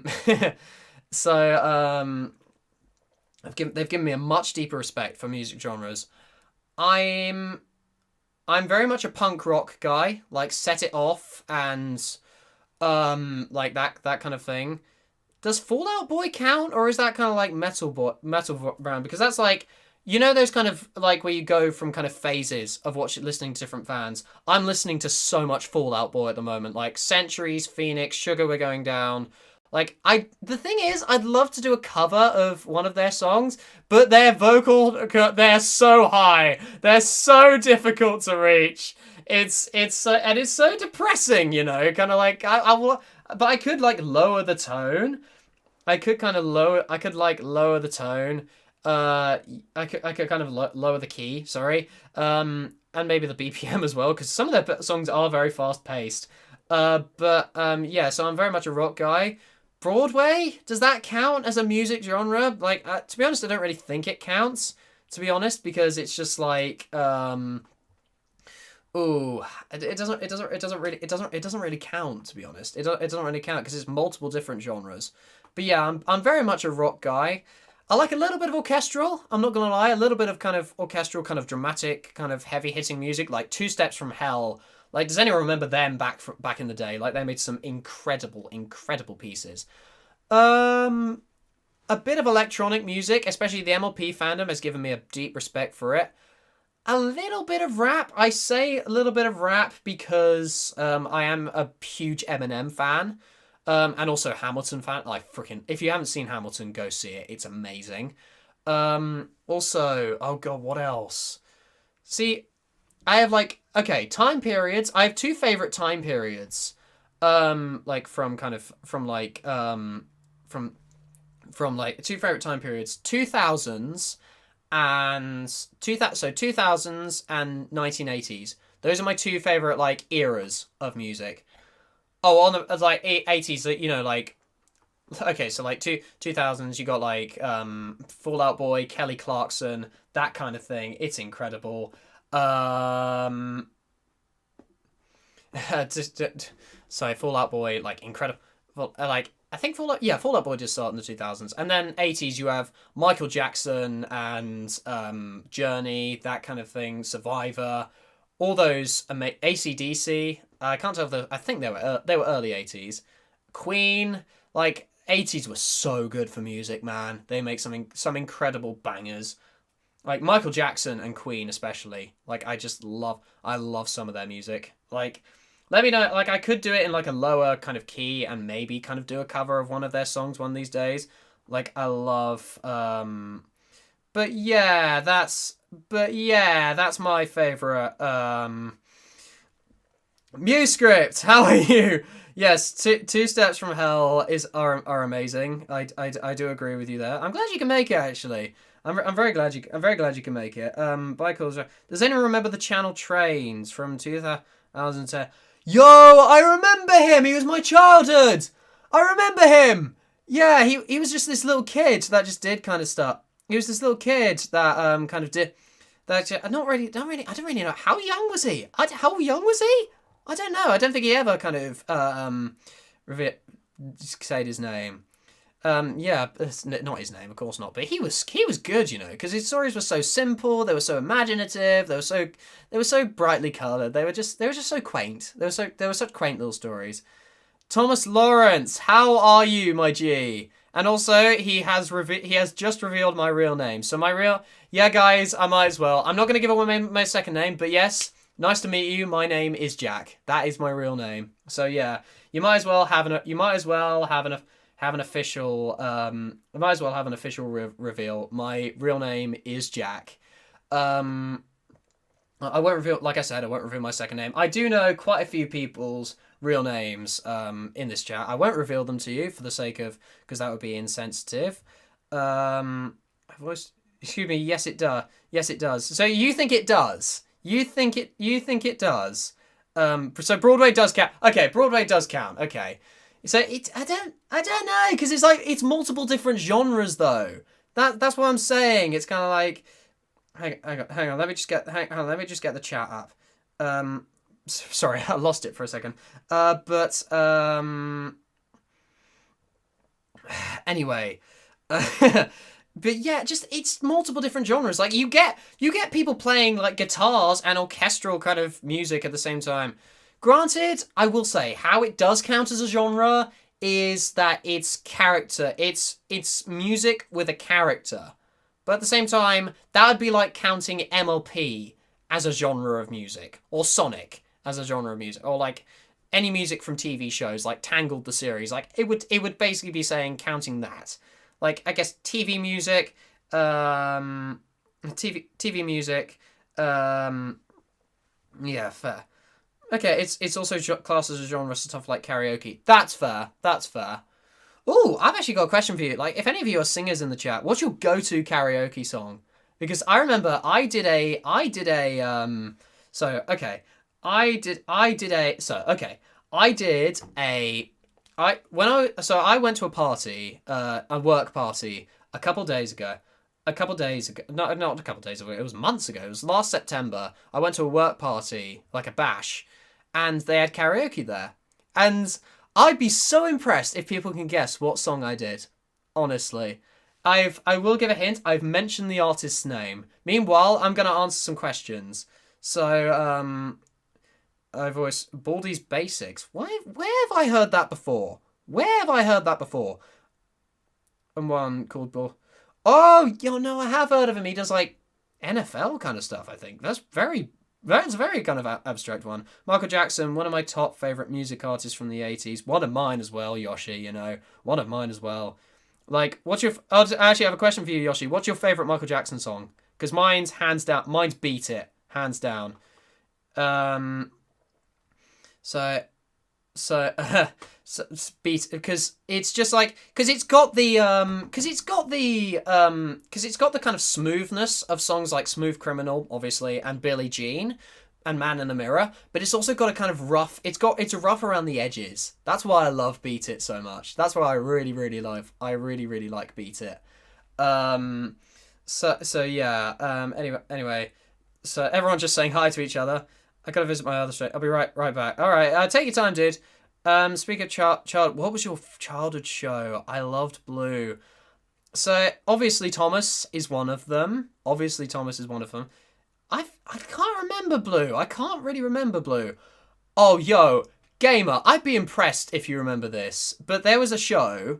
It lasted for only 13 episodes. Oh, speaking of 13 episode Tugs, of course. That was one of my childhood shows as well. But there was this animated show done in kind of watercolor paintings. Have you ever heard of Barney? Not Barney the dinosaur, but there was it was this like sheepdog who wanted to be a star. Let me know if you remember that, because I had the DVD for that. It was such a good show. Like again, it only lasted for like 13 episodes, but that was childhood. Scooby Doo, lot of Disney Channel. Disney Channel was huge childhood. Sweet Life of Zack and Cody, Sweet Life on Deck, Hannah Montana, Nickelodeon as well, Victorious, Big Time Rush, iCarly especially. Like I get those kind of count because they were kind of I was still a child back then. I was still kind of like not 8, 9, maybe 10 when I was watching those. And plus it was also something I connected with my sister over. So Disney Channel and Nickelodeon I kind of count as kind of childhood shows. What else? Oh god, what else? So, childhood. I'm trying to think like early childhood memories. What VHSs did I have? A lot of Disney films. I'm not gonna. My childhood Disney film was 101 Dalmatians. A question I have for you, Imagio. What was your childhood Disney film? Not favorite. What was your childhood Disney film? Because I know you do love Disney. Yeah, that's my so yeah, a lot of Disney films. So. Yeah. So I had a lot of stuff but it was really kind of as I grew up. I kind of grew.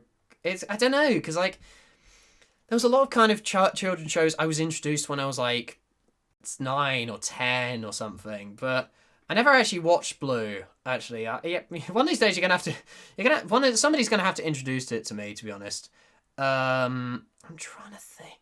Oh God, what else? Like, Hanna-Barbera. A lot of Hanna-Barbera. Like, Looney Tunes, Merry Melodies, Warner Brothers. Tom and Jerry. Oh my god, does anyone remember when, like, Boomerang were holding, like, classic episodes? I still laugh at them to this day. Tom and Jerry are so funny. And I remember just watching classic episodes of them. Just the slapstick was just so my humour. I loved it. I loved Tom and Jerry. And, okay. So a little trip down memory lane for you guys. If you like my Thomas, I can't. Okay. There's thunder and lightning storm where I am right now. Gamer! There was one literally a few minutes ago. I was worried when I kind of started I was going to apologise, sorry for the thunder and lightning, but it seems to have calmed down now. It's obviously moved out west. Out west? Yeah, it's moved, no, out east, sorry. It's moved out there. I have a few more. Darth Maul. Okay, Owl or Jack in this case. I'm gonna take off.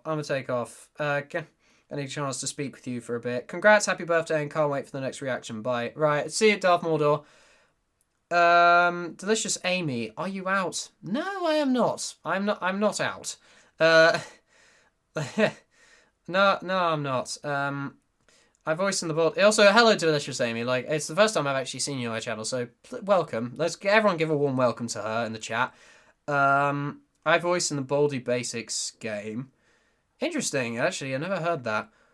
Well, now you know. No, Rihanna Umbrella. Never heard of that. Blitzkrieg Bop. Such a bop, man. That song slaps. It is a bop, but I actually get really nervous with karaoke, but I usually sing Burn from Hamilton.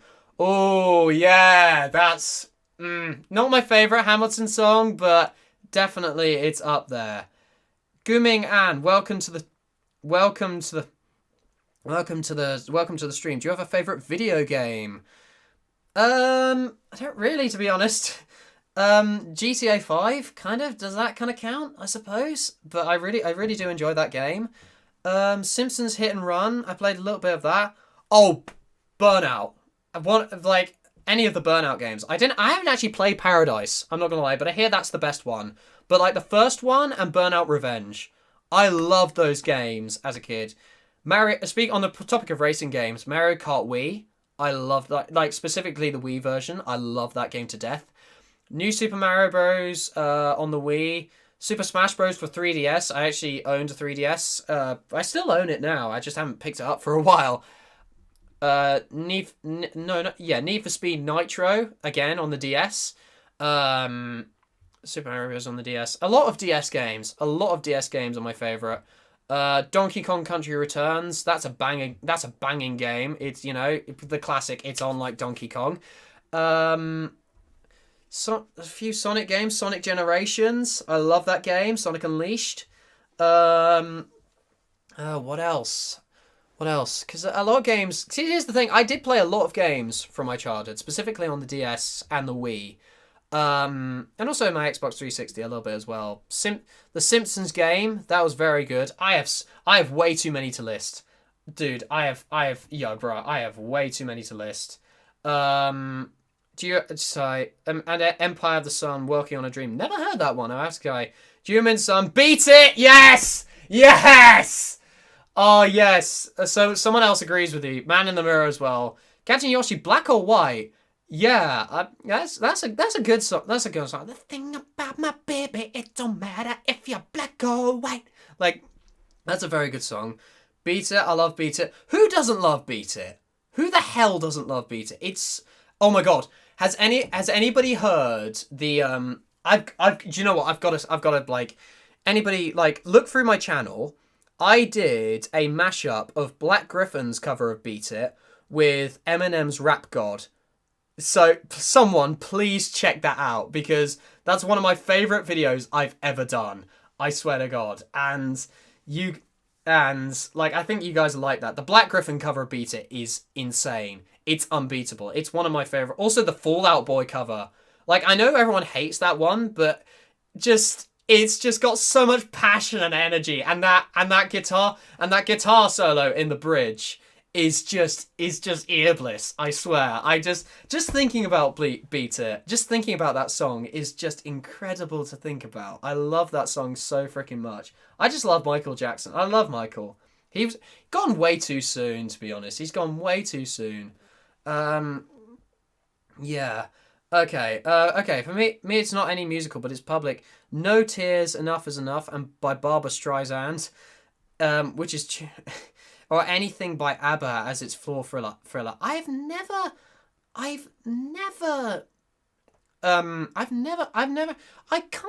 don't really like ABBA. I'm sorry, because here's the thing. Okay, Thomas Lawrence, Nostalgic Cookie. Disclaimer, what I'm about to say may piss you off ever so slightly. You may want to unsubscribe from my channel. You may want to slap me in the face. You may want to do anything physically possible. Nostalgic Cookie especially, because these two people are very, very nice people. I've talked to them in person. You two are such nice people. This may drive you to actually hate me. I don't like Mamma Mia. I hate Mamma Mia. Okay? My family love it, but it's so bad. I can't stand it, and I'm sorry, but it's just like, it's one of those things where it's just like, I just don't enjoy it. I don't see what other people see in it. It's just, the songs are catchy. Like, Mamma Mia is especially very catchy. Oh, I just got a Discord message from MuseScript saying happy birthday. Thanks, Muse. So, because she actually lives in Australia. It is actually the 19th of May, her time. But I'm sorry, I don't like Mamma Mia. Please don't kill me. Please don't kill me, please. I'm begging you.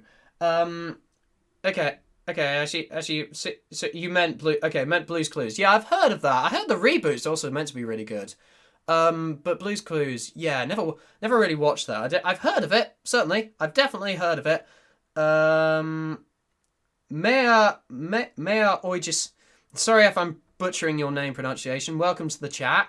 Barney the Sheepdog. I've never heard that. It's a British thing, Captain Yoshi. It's a British thing. Seen a bit of Blue's Clues. Yeah. Okay. Mine was Snow White or Beauty and the Beast. That was your childhood film. Nice, Thomas Lawrence. Yeah. Like Beauty and the Beast. That was my sister's. That was my eldest sister's childhood film as well. So you actually share something in common with my eldest sister, Thomas. Snow White is a good film. I think some of the stuff in that is a bit dated. Like Snow White is just such a pathetic protagonist. I'm sorry, and I'm not being sexist here, but oh my god. What an awful, dang, the name, it sounds so familiar. Oh, do you know what I mean, Gamer? It's one of those things which just sounds so familiar. Being male, yours was Little Mermaid. Despite me being male, mine was Little Mermaid. Hey, I'm a male. I like Little Mermaid. I'm a male. Let's be honest, I do question my sexuality sometimes on this channel, but only because of you guys. Only because of people taking me and Daylight Twinkle's interactions out of context. Yes, Day Owl is a thing. Ship it. Ship it right now. No, I'm kidding.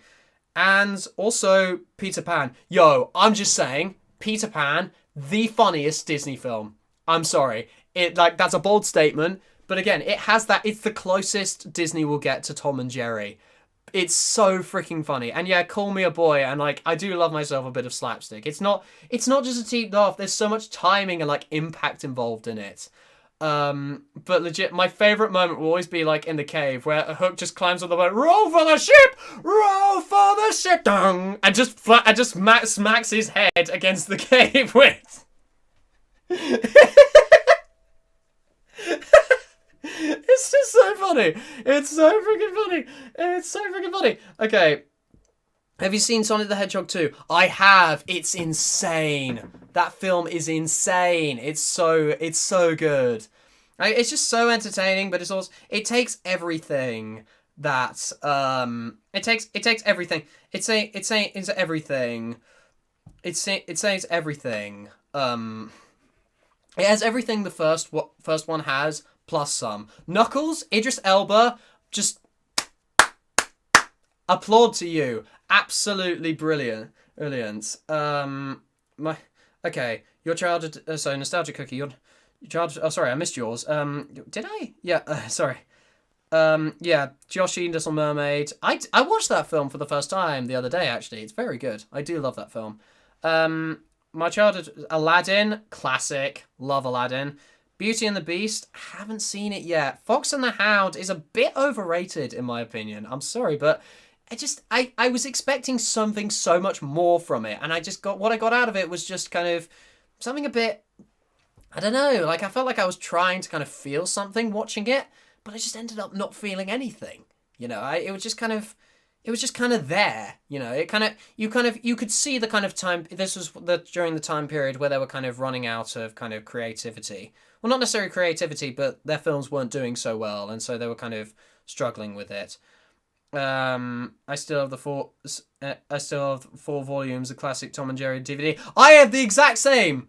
Hang on, I wonder if it is here. Yeah, I have volume 2. So I have volume 1 and 2. So do you have this one, Thomas? I'm curious because this is the one I have. It's 1 and 2, but is there a third and fourth? Also, I've just seen Gamer's comment a little bit further down. Hang on. I've just seen Gamer's comment a little bit. Hang on a minute. Let me just see. Wait, Barney, Big White Dog, only on VHS in 1999. Hang on a minute. It was on DVD as well. I've got it. That's exactly what I was. That's what I was saying. That's what I was saying, Gamer. That show. It was so good as a kid. That show was so good. I'm just trying to see what else was on here. Obviously, childhood films like Cars, Winnie the Pooh. I loved as a kid. I really did love Winnie the Pooh. Okay. What is your go-to thing when you say something awkward to make the situation less awkward? I always say sorry, I'm tired when I say something that doesn't make sense. Classic response from me, it's tired, I'm late. So people know I have a screw loose, you know? So people just like, hopefully people aren't too turned off by the fact but I purposefully like misuse grammar to kind of show, just as an example, like let me show you how messed up in the brain I am. But gamer, that's exactly what I was saying. Barney, Big White Dog, only on VHS in 1999. I always say sorry, I'm tired. Oh, bless. If I had to say what Disney films I like, Pirates of the Caribbean, and recently Cruella. Cruella's a very good film. Because, yeah, Mindblocks, you're not really a Disney fan, are you? You're not really a big Disney fan. Animation-wise, Encanto, that was very good. I loved Encanto. I really did like Encanto. Like, especially the message. Like, the message of Encanto. Like, the whole idea of kind of how they take the being individual, being special thing, but did it with a twist. Like, they found a new way to kind of tell the story, and they just did it in such a good way, I felt they told it in such a good way. And also, the other one he mentioned, Tangled. I saw that the other day. Incredible, incredible film. Check out Pina Pod's cover of it. I do a duet with her in that, of I See the Light. Such a good song, such a great movie. Story games like Life is Strange. I can't say I've heard of that one specifically, but what do you mean? Because I like Telltale games, if that's any consolation. Like Telltale games, like I mentioned earlier, I did like the Batman one, and I think I haven't played the Minecraft one, but to be honest, I'm not really a big fan of Minecraft at all. But like Telltale games, I just find so compelling. I love Telltale games. I was Mario Kart Wii king as a kid. Yo, gamer. One of these days, we've got to. One of these days, if we ever meet IRL, I'm challenging you to. I'm challenging you to Mario Kart Wii. Okay, you Mario Kart Wii king as a kid. Nobody dared challenge me. I'm challenging you now. Okay, I'm challenging you. It's been a while since I played it, so I'm a little bit rusty. But I'm challenging you. I'm taking that out on you. I hate Mamma Mia too. Let's go. I see a gamer. I feel like we should. I feel like we should keep quiet about this. But anyway, hate Mamma Mia. Nostalgic. She doesn't like the movie either. Okay, so I'm not as alone as I thought. Like I thought you especially. Someone agrees with me. The movie sucks. So there's Okay, the only one that's kind of against it. I don't really like ABBA. They made some good songs. Can I say because it's like Marmite, some of this ABBA for me. They make some really good songs like Gimme Gimme. What's the song called? Like A Man After Midnight. Gimme, gimme, gimme a man after midnight. Won't somebody help me? That song's very good. And also Mamma Mia is very, very catchy. I cannot get that out of my head. But for the life of me, okay, Thomas, if you ever do a cover of Dancing Queen, I swear to God, I hate that song with a passion. I hate Dancing Queen. I hate that song. I hate it. I hate it. I hate it. I hate it. I hate it. I hate it. I hate it. I hate it. How many times do you want me to say I hate it? I hate it. I hate it. How many times do you want me to say it? Okay? How many times do you want to say it? Josh from Blues Clues and you is such a good singer. You'll love him. Well, so that's okay. Interesting. There's Disney nostalgia, but no one can deny Aladdin being a great movie. No. Yes. Yes. Yes, Daylight. Yes, Daylight. No, I ship it. Nostalgia Cookie. Thank you. Keep the hype train moving. Keep it moving. I don't care if you're saying it's joking. Keep the hype train going. See, we both seen Peter Pan as a kid. We have so much in common, Daylight. It's a perfect thing. Don't you dare. Les Photography Productions. Congrats, mate. Don't have enough time to stay. Don't worry, bro. And can I, on a side note, because you were one of the first people I actually voice acted for. So if you ever see this on the replay, thank you so freaking much, man. You are incredible. You are an amazing, amazing person. So thank you so much for like helping me on my way and like helping me grow as a voice actor and also give me the confidence to kind of move forward. So You've been a very good friend. See, this is some wholesome shit, okay? This is some wholesome crap in the vibes. So everybody get a bit of wholesome vibes. Like, to everyone say how much they love each other, okay? Kind of, because I love you guys. I really, really freaking love you guys. Let's get some wholesome vibes in this chat.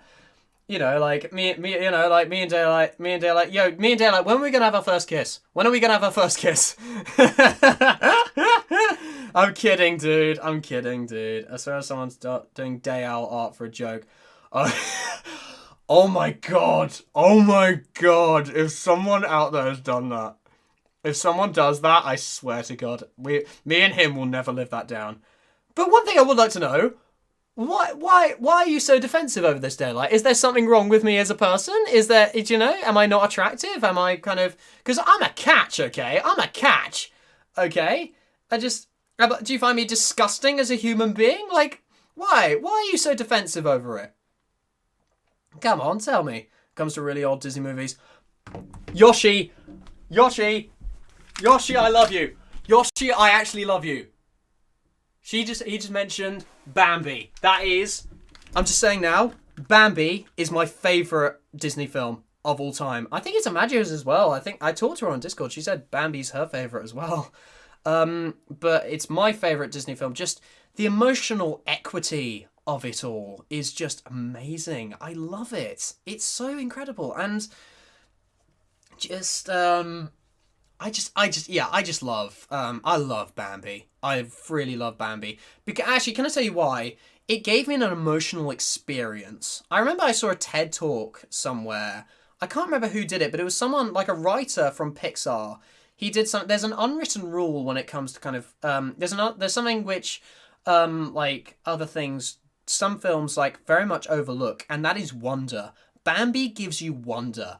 Like, it's so emotional, it's so emotionally aware of, like, just, it's animals speaking about the human condition, which you'd think wouldn't work so well, but since it's Disney, they do it so well. And I just love that film for the amount of emotional impact it has on me. I have to mentally and physically prepare myself to watch Bambi every single time. It's legit just like, I just have to, like, here we go. Like, every single time I watch Bambi. And I love it about that film. Like, it's not an easy watch. It really isn't an easy watch. Not just because it's sad, but also terrifying, you know. Like, it's really, really scary. I found it really scary as a kid. Yes, I remember that now. Gamer! Oh my god. If we're talking about Barney, oh my god, please. Dude. Oh, dude. Checking Messenger, these are Tom and Jerry. I say, you kind of look like Christopher Robin. I can see why you like Winnie the Pooh. Do I though? It depends on the interpretation. Obviously, I don't look like the adult version they have in the Christopher Robin, in the Winnie the Pooh, Christopher Robin, the live action film. But I don't know. He looks like a handsome guy. You know, I'm not gonna say. A bit plain though. I'm not gonna lie. So I don't know whether to take that as an insult or a compliment. Imagine, I'm not gonna lie. Tangled was underrated because it... Yeah, do you know what I mean? Like, Tangled lives in Frozen shadow. Because Frozen is not a very good... Well, no, it's a good film. It's a good film. That's a bit harsh, but I remember hating Let It Go when it came out. Jesus Christ. Like, it was just everywhere, and I can acknowledge it's a good song, but I'll take We Don't Talk About Bruno any day of the week. Come on, who wouldn't? Also, I see, like, Captain Yoshi, We Don't Talk About Bruno. Sing it in the comments. Like, do a kind of YouTube chat sings We Don't Talk About Bruno. So, okay. Like Frodo Baggins and a bit of Freddie Highmore. I do. Freddie Highmore, I can see. I do, because I love Good Doctor. Can I say what? If any of you have seen Good Doctor, it's basically it's a medical drama about a autistic doctor. And I love it. It's been a while. Can I join in this challenge? I was first place king. Sure. Thomas, you do live it's been quite a way for you because you do live in Scotland. But challenge accepted. It's been a while for me too. Let's do it, guys. Like, honestly, like we should find a way to kind of physically meet up. I swear that'd be insane. Like Gamer especially. Like, since we both live in the south of England. Sisters watched Encanto 11 times. I've seen it twice. Is your wait? Hang on. Remind me, Daylight. Is your sister older or younger than you? I'm trying to remember. The Wolf Among Us has to be my top favorite Telltale game. Yo, I haven't seen it, but I love the theme. I do love the music theme of it. It's so good. Can't wait for the sequel. There's a sequel coming out, musical Mamma Mia, and I love the music and the story. Okay, so I'm confused. So it's the film you don't like. So maybe if I actually okay, again, okay, you probably hate me for hating Dancing Queen. I'm not gonna lie, you still probably hate me. But musical Mamma Mia, like I love music, is totally not gonna do that currently. Quickly delete the version. If you'll excuse me, I'm just gonna go chase Thomas Lawrence out of the UK. Thomas!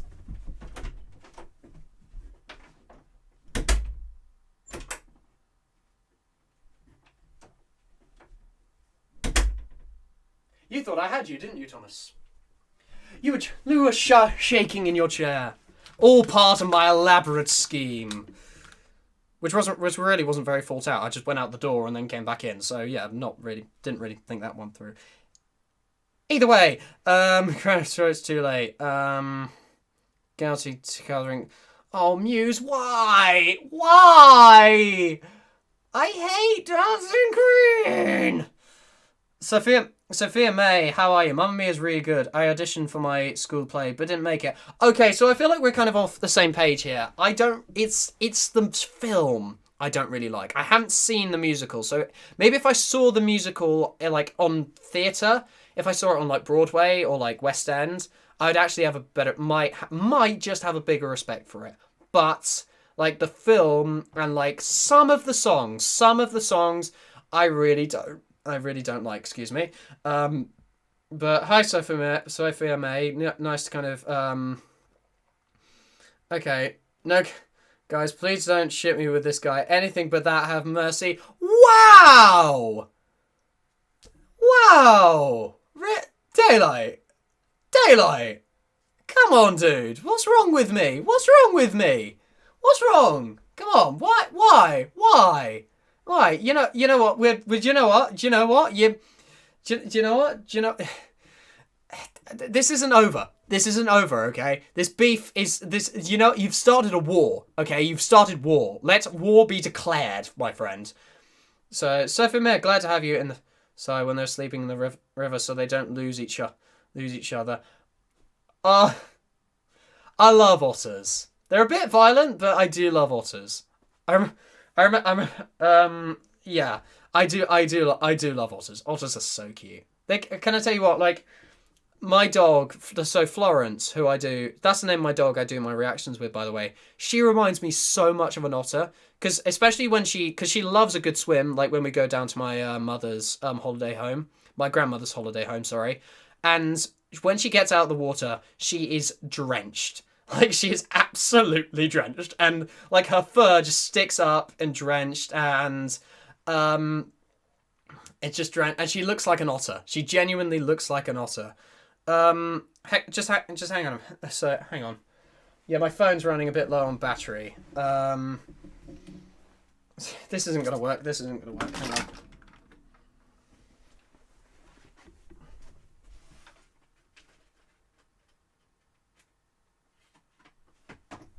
Okay, so I'm gonna have to read the chat off my computer for a little bit, just so I can. Just hang on. Let me so I can just read it. I'm trying to find where I got. So sorry, I'm trying to find it.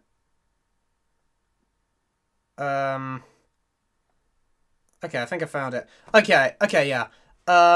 What's your favorite Disney squeal? I know. You meant sequel. I know. Daylight's just saying there's nothing wrong with you, dude. I'm just not gay, and you live on the other side of the world. Do you know what? Yeah. Do you know what? We're both not gay, and I bloody hate him. You know? Okay, we're not gay, and I bloody hate him. Okay, I hate the guy. Bambi still makes me cry. See, it doesn't make me cry. It makes me scared. I feel very scared watching Bambi. And, Like, I love that. Skyline Pony, how are you? So this, ladies and gentlemen, is the person who's done my channel art, and everyone who's done all the who's done like the channel art for me, and like a lot of art for me. So, speaking of which, while she's here, there's a little announcement I need to give to you guys, and a bit random, yeah, but I'll give a proper announcement for this in a teaser video. Me and her are working on our own original music. So, me and her are working on a single which we are writing in celebration of 1,000 subs. I don't know when it will be released. There's still some things need to get sorted out, but be hyped, okay? I've told a few people about this, but it's time you guys knew about this. Okay, back to the question. So Disney sequels, hands down my favourite is Simba's Pride, Lion King 2. It's just such a sweet, such a romantic, such a lovely, and also quite dramatic film with because I think it's such an inspired choice to actually go from Hamlet to Romeo and Juliet. I think that's such an inspired choice. I feel it's such an inspired choice, and I love that film. I love Simba's Pride. Bambi 2 as well. I'm just seeing in the comments. Incredible film. Absolutely just. Because here's the thing, part of me when I watched it was kind of like, this doesn't have the same majesty, because it turns a coming of age story it turns a going through life story into a coming of age story, and part of me was kind of like, it does kind of ruin that for me, but it still has the charm of the original, whilst kind of moving itself into into the kind of, it's kind of a modern, it's exactly how I'd picture Bambi in the modern like day. I say modern, it's like 2006, which isn't exactly modern when you think about it. Like, I was 3 at the time. I'm 18, 19 in 4 minutes, by the way. Guys, you can start a countdown now. But yeah, Bambi 2, it has a lot of charm. I do love it. The OST Wintry Winds gives me chills. Is that, what is that? Is that, okay. The part when he's calling them for his muff in the snow. Oh yeah. Yo, speaking of music, chills, Man's theme. Oh my god, does anyone else see the Jaws comparison? Like, I remember, like, I saw a guy who did, like, an Everything Wrong, who did a review of it. Like, he compared it to Robbie Williams' Jaws. Robbie? No, Robbie. What am I talking about? Robin Williams? Who am I thinking of? I don't know. The musician guy, something Williams. And it begins with an R. But he made a Jaws comparison. I was just like, do you know what? That's exactly what that sounds like. It reminds me of Williams' Jaws theme, and it's terrifying. It's just terrifying that there's such a comparison. And like, the guy deserves so much more respect for the music that he did, because it's just, I loved it. I loved it. I love, and that kind of feeling of being scared of a film, that emotional impact, especially when I was a child. I loved how a film did that to me. Like, and okay, always loved Mulan. Oh my god, I am so doing.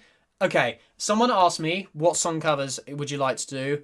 Make a Man Out of You. I am so doing a cover of that.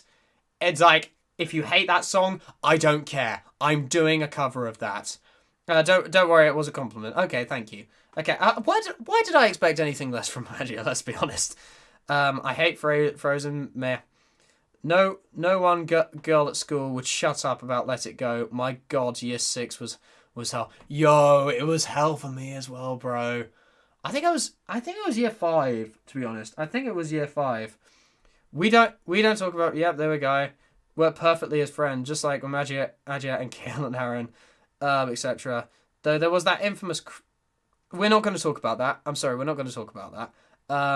I just realized how far back is in the comments, just reading our messages. I am, okay, I'm getting through it. It was a sister is now 15, okay, so a little bit younger than you.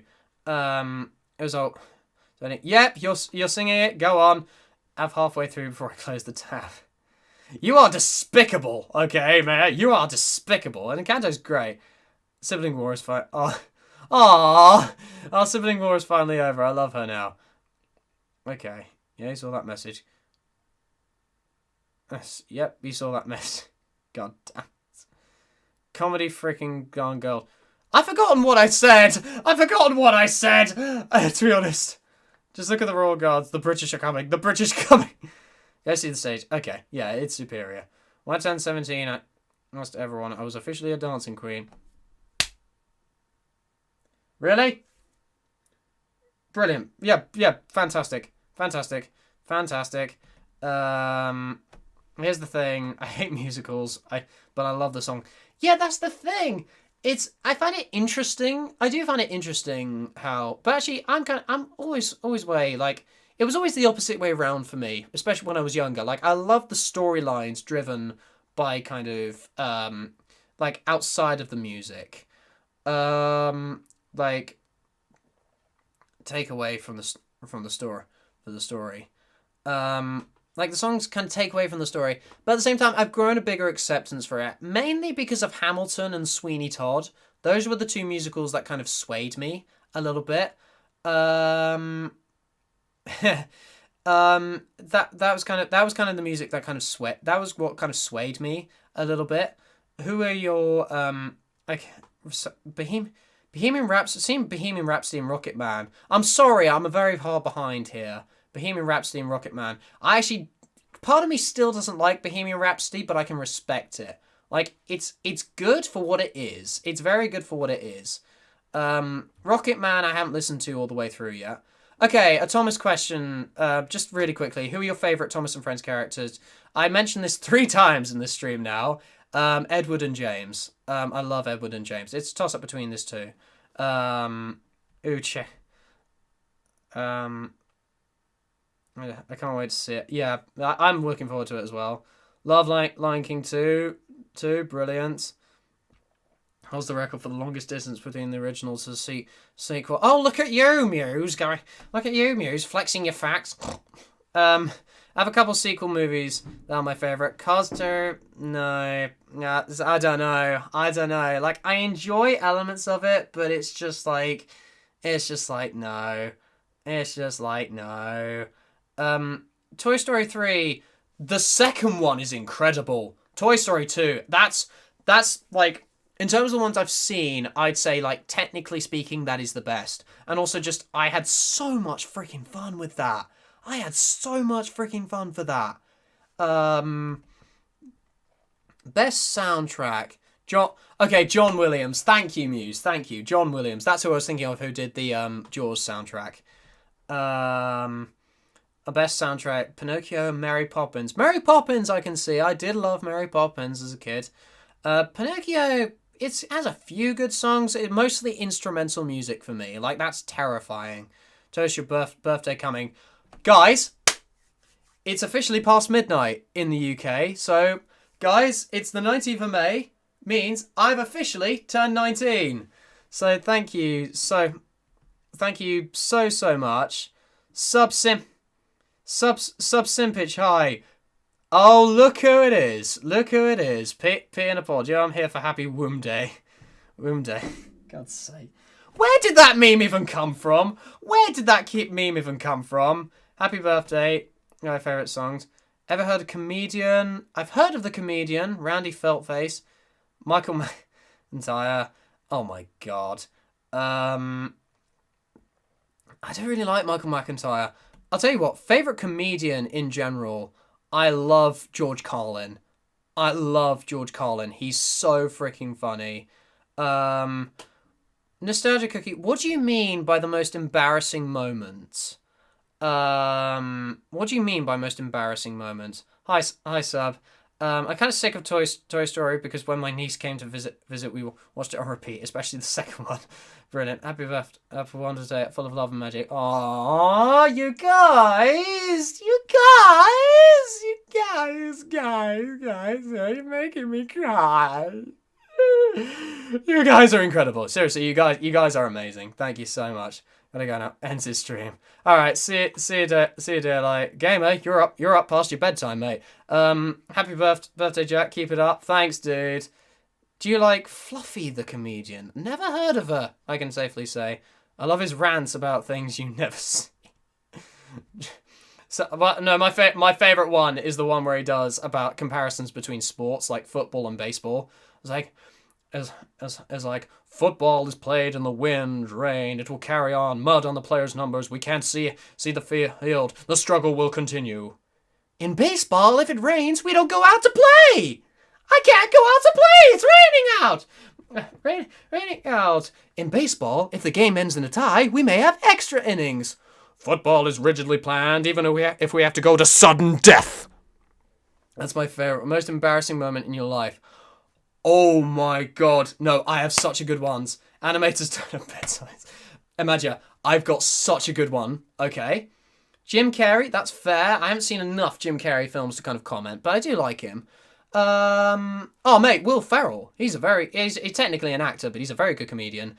Sorry, you don't have to answer if you don't want to. No, I'm answering because I've got a very, very good one. Actually, I've got quite a few. So two I want to share with you. One, I was in my youth theatre and we were doing cabaret. So I was in my youth theatre and we were doing cabaret, and effectively, so we set up the room like doing a one act. Oh my god! Sorry, I have to read this out. Jack doing a one act show here. Haha, wonderful. Oh, thanks, guys. I'm sorry if I'm R-ing a lot at like Image's like comments. It's just she's just such a sweet person again. Like I can't help it. It's physically talk to Daylight about it. You have no choice but to R at whenever she opens up her mouth. You can't help but R. Like it's impossible, honestly. To make why are we talking chicken jokes? I'm trying to tell a funny story here. So okay, I was in my youth theatre, and effectively in my youth theatre, we did cabaret, and I'm trying to explain it in the best way possible. So we set up the room. We called him our youth theatre director, instructed us to is set up the room like a cabaret, so like a situation where it would be in the cabaret, where like a cafe or like a social kind of place where a cabaret would take place. And so we were instructed by our theatre director, youth theatre director, sorry, I should say. So effectively, I'm trying not to get distracted by the stream right now. I'm trying to explain the story. We were instructed, how do we move around it? What kind of characterization would build kind of naturally as we moved around? So we see people kind of moving around, kind of stepping over chairs. And one thing I didn't mention is that the tables we used were these wooden fold-up chairs. No, sorry, chairs, tables. So, like, you literally, like, pick them up. They would start out flat, then you pick them up and kind of fold them into tables, like, kind of connects, like, the tabletops. And so, I, completely out of my mind, I just, why did I do this? Why did I do what? So I stepped on the chair and I stepped on the table, and no word of a lie, it just collapsed and broke beneath me. Okay, I probably explained that story in the worst possible way, but in terms of like the most embarrassing moment, I just looked down. I just looked down. I just looked like the table just literally collapsed and broke beneath me into pieces. I looked down in embarrassment. I look up, everyone else is in fucking tears. And just, and it's just like, I look back on that so fondly, and it's just so amazing. Like what happened to my brain? Like, I just had a massive brain fart during the entire thing. And so yeah, that was good. I drank wine by accident once. That was very embarrassing. I'm trying to think. What else was I going to say? But hopefully that's an amusing story for you guys. It did no Magic. It didn't hurt. It didn't hurt. It was literally just I just stepped on it and just both feet. So just literally both feet just stood up and I just collapsed. Just poof, like I just stood like feet on the floor. So like legit. Okay. Um, but oh god, what was the other one I was going to mention? Okay, so I was on my way to so I was like, so the way my house works, so my parents have a bathroom in my in their bedroom, and um in a bedroom in a bedroom, and so went there to go to the toilet, and there was a step. So basically you have to step down. You have to step down. No P, I'm not going to check my Discord, not yet. I have to step down. Um, so basically, I have to step down and get it, and I tripped over. It was literally just the smallest step, like about like this big, and I stepped down. I tripped, and like I just kept running because like it's about the size of this room, like my parents' bedroom, and so basically I just ran off. Like I just tripped. I couldn't like hold myself. I was completely out of control. Just ran and I slammed straight into. So I ran through the bathroom door and straight into my parents' like wardrobe that she had. And just afterwards, like, because the window was open, they could hear me downstairs, and they could just hear a massive "ow" just as they went down.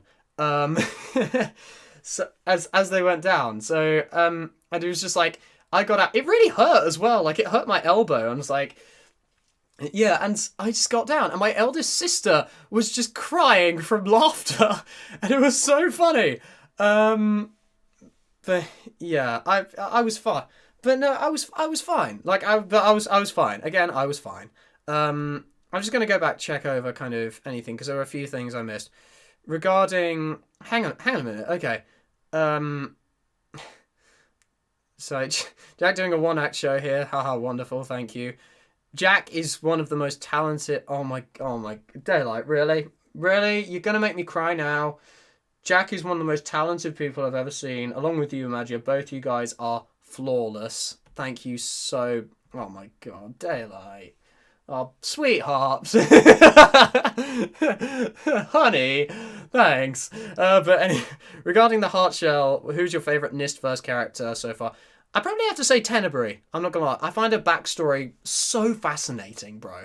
Like her backstory is so fascinating. It stopped in the space of 30 seconds. I know it went on, but to be honest, it went on for a good 5 minutes for me. It went on for a good 5 minutes. Um, so true. Jack is a wonderful as a person and a performer. I'm lucky to have him as a friend. Thank you, Magia. Like again, I've just. God, you people, you make me feel so good about myself. You make me feel so good about myself. I love you guys so much. Hey Al, I unfortunately can't stay because I'm going to be busy today, but I just want to say congrats on 1,000 subscribers. Thank you very much, Infinity. Right, guys, just quick. I got a problem. I need the toilet, so I'll be as quick as I can. But hang on, just like fan it with comments. Just hang on while I go. Hang on.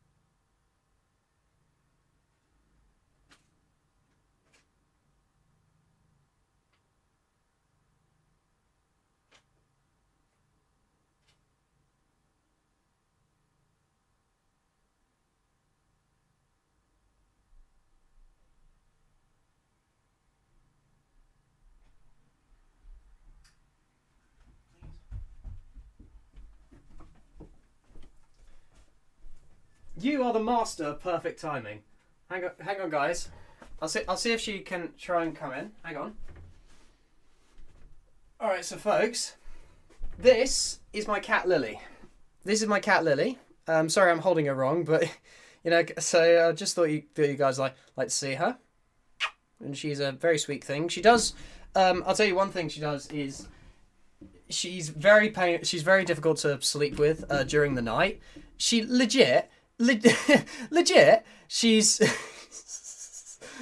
legit. She lies herself. So she's a very small cat, as you could probably tell. She legit just spreads herself out like this, like hexagonally across the bed. And hang on, sorry, I gotta close the door. Don't you dare do what you're about to do. She takes up so much of the covers because she's so awkwardly placed. Okay, there are a few questions on Discord, but first I'm gonna check your Discord. What is another dog name? What is your another? I assume you mean what's the name of my other dog? So I actually have 2 black Labradors. One is called Flo, which I do reactions for. The other is called Luca. So both are named after Italian cities, ironically, which is very good. So Florence named after Firenze, and Lucca, there is an Italian town called Lucca. So okay, you imagine. Love all my friends in real life and my family as well. Aww. Where's one thing you thought you'd be? Okay. What is one thing that you thought you would be good at, then found out you were good at? You thought you would be good at? I thought I would be quite good at voice acting, because it was like, I did voice actor, a very good voice actor, because like my strength as a performer is my voice. That's one thing I will say. I have very good kind of projection when I'm on stage, and like I have a very loud kind of presence through my voice. So that's my biggest strength as a performer. And honestly, yeah, that's my biggest strength. So yeah, there's like voice was always my biggest strength. So I thought like voice acting would very much kind of appeal to me. Yeah, sorry for the delay. I mean, it's true. He's such a good singer and voice actor for me and Thomas Reborn. Thank you, Thomas. Okay, Daylight. See you guys. See you, mate. Thanks for coming along. Spam. I've been well, Spock. Hey. Right, sadly I have to go, but thanks, Alan Kratz and 1K. You deserve this night. Thanks, Imagiab. I'll talk to you a bit later. Bye. Stay safe, old chum. Don't take this as an offence. She is so cute, but looking at you, how dare you wake me up, peasant? I'm very proud of you at how Al grown and how far he's come. So you very deserve this all. Thank you for everything you've given to me, Al. Oh, yeah, expectoration. You're very much right. You guys are incredible. Okay, one question. Oh, you have what breed is your cat? What breed is your cat, Sub? What breed is your cat? Out of curiosity, what do you think of the upcoming prehistoric planets? I haven't seen the trailer for that, ironically.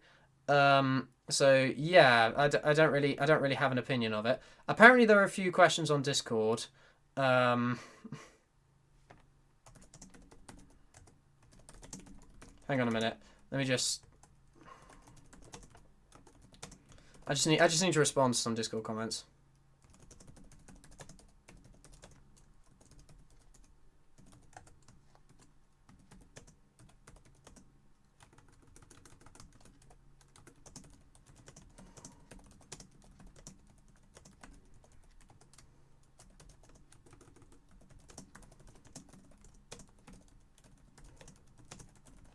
Okay, so a few questions on Discord. Happy birthday. Oh, Musa just made some art for me, which is very nice. Oh, I'll send that to. I'll send that in a community post a bit later. What the hell? What the hell, P? Come at me, bro. It's tempting, It's very tempting. You are something else, P. I'm not gonna lie. What was your favourite character to do VA? I mean, like, the mood. I don't really know what you mean by mood, to be totally honest. So that's a question on Discord. Oh, she's a great tabby. That's nice. So yeah, like mood. I do love voicing Discord from MLP. I'm not gonna lie. Also, just villain characters in general. I love doing like proper posh like villains. I just love doing. It's incredible. It's just. I don't. Hang on. Like just like Diesel 10. Like I remember. Oh my god. When I was doing Ashton M's, one of doing Ashton M's comic dub, he did a one. he did one of.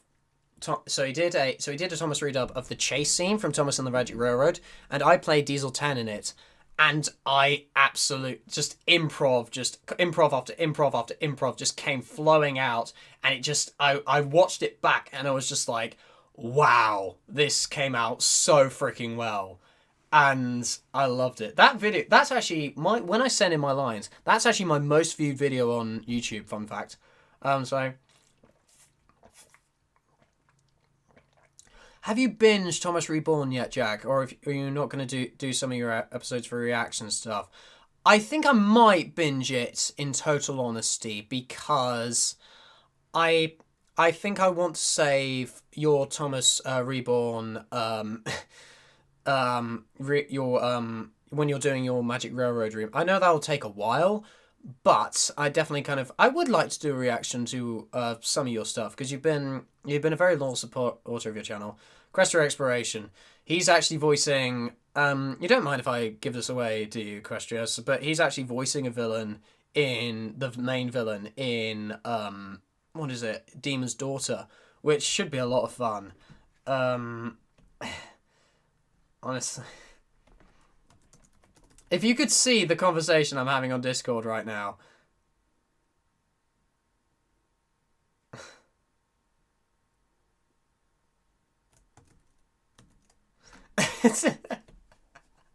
God damn it.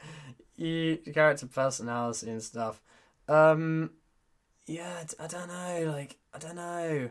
It isn't actually playing voice acting, but in my theatre class we had to play Antigone. Ooh, I've never heard of that one. The Evil King Creon, and I loved it. I'm glad you did. I'm glad you loved it. Yeah, that sounds like fun. You'd have to kind of explain. I definitely have to gonna do my research one of these days. Oh, for Pete's sake, Pete in a pod. Are you still in the chat? Are you still in the chat? Honestly. Yeah, Equestria Exploration. Like, if you wait, you guys will not be let down by Equestria Exploration when it comes to it, because he has a terrifying voice. But Peter Pod, I know what you're doing. If you're still in this chat, I swear to God, because the Discord conversation we're having right now is mad. Is mad. Absolutely mad. Honestly. I'll have breakfast now. I hope you have an awesome birthday. Thank you, Muse. Thank you so much. You've been incredible. It was Shakespeare. P. Yep, you're still here. You're still here. Oh, it's Shakespeare. Okay, never actually heard of that one. P. I swear to God. What kind of lines are your favourite to do? Like mine, screaming ones. I hate screaming ones because they just hurt my throat. I'll tell you what. My favourite lines. If I'm not evil laughing, you can tell I do laugh. I do like laughing. Be up for us. Oh, so hang on. On the week. So hang on. So lines favourite to do. Oh God, like kind of sarcastic, kind of witty lines, and kind of doing it in like a funny voice. Like if a guy's doing, like, I'll give you an example. So like my Detective James voice.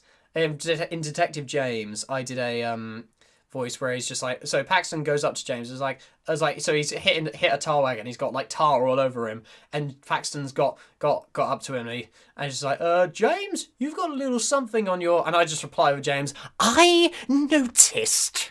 Thank you, Paxton. Like I love kind of exploring. I love that kind of thing with it.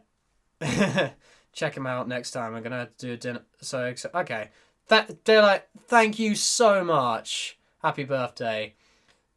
Thomas, would you be up for a Zoom party at some point on the weekend? Do like quiz and stuff. Ooh, I'll definitely talk to you a bit more about that. I'll tell you one thing for certain. I can't do Saturday, okay? Because I'm actually working. But Saturday night I could probably do, but like Sunday's my freest day, like in terms of the weekend. But I will warn you, I am working 12 till 4 on a Saturday, so that's the situation there. Was that all in vain? What? Was that all in vain? What does that even mean? Oh, that part. So it was both a chore and fun to do. Yeah, because I remember there was a line you skipped, Daylight. I remember there was a line you skipped for that. I do remember. Yeah. Anybody else got any questions? Anybody else? Anybody? So, favourite lines to do. I'm trying to think. Favourite lines to do. I just love doing lines, really. And I love singing. I suppose that counts. I do love myself a bit of singing. What do you guys think of my singing, to be honest? Because I know people say it's nice, but at the same time, I'm very kind of, till 6 p.m. Yeah, okay, it'll be Saturday night. But like, I don't know, because sometimes I'm very subconscious about my singing. I don't know. I know you guys say I'm good, but I'm very subconscious about it. I'm very subconscious about it because like, I'm very kind of off key sometimes, and like my whole my I don't have the highest range in the world. Yeah. Love me. Because Aaron said it's wrong, which I didn't realise perfectly without. So, lol. Love me? No. No, P. No. No. That's 1 minute. 1 minute you're 1 minute you're not speaking to me for a very long time, and now you're saying love me. Love me. Why?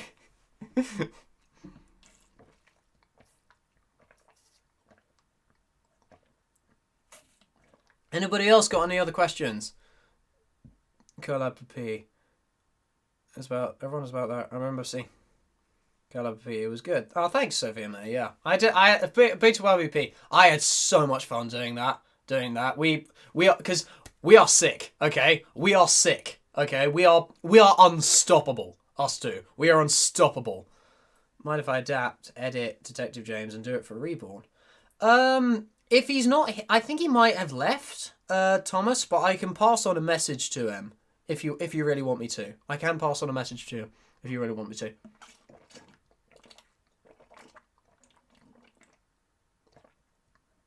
I'm going through the emotions. God's sake. Who else but P? It's Peacock. You never really know what she's gonna do next. It's Peacock. Giggity. Nope.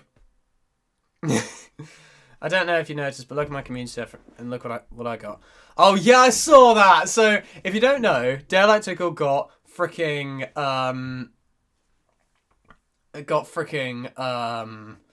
me and Pete, Daylight got freaking Thomas the Tank Engine tissues, which is mad. That's scary. We are though. The peacock and the owl uniting. Hoot, caw, bang. Like, cringiest thing I've ever done in my life, but come on. Can I get a hoot in the chat? Can I get a hoot in the chat? Hang on a minute.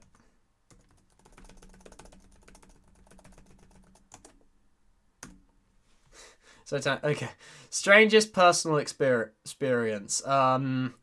Strange personal experience. I've had a lot of strange personal experience. Not one that really comes to mind, if I'm totally honest. I don't know. I don't really, like, I suppose. Oh my god. Can I tell you what? I have a very good. I really should have answered this when Amagia was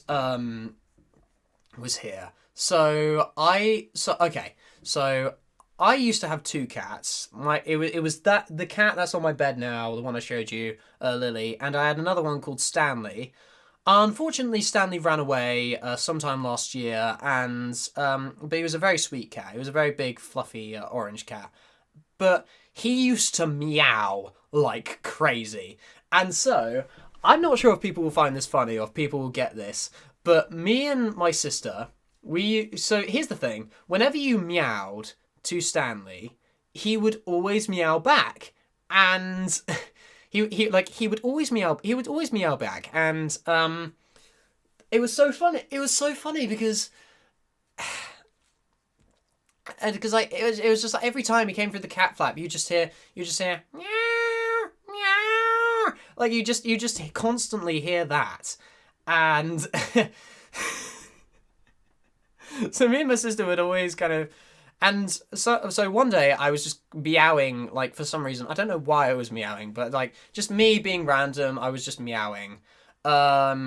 Me just being random, I was just meowing away just for some reason, and my sister apparently heard me thinking it was the cat, and I heard her meowing, and I thought that was the cat. So I was in the sitting room, she was in the kitchen, so I got up from the sofa, she got up from her chair in the kitchen, and we meowed trying to look for the cat, and we just ran into each other in the doorway and realised we were meowing at each other. So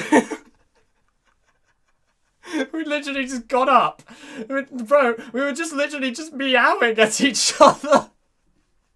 We just got up, just meow, meow. Oh, that's a cat. Just look aside. Oh, hi, Tess.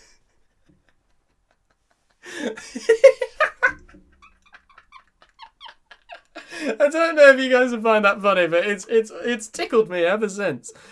That story's tickled me ever since.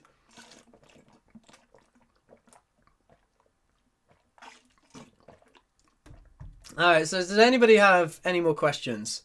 Anybody got any more questions? Okay, he's really leaving. You're awesome. Can't wait to see Tanks React. Loads more of your content. Bye. Don't tempt me to stray any further since I haven't eaten yet.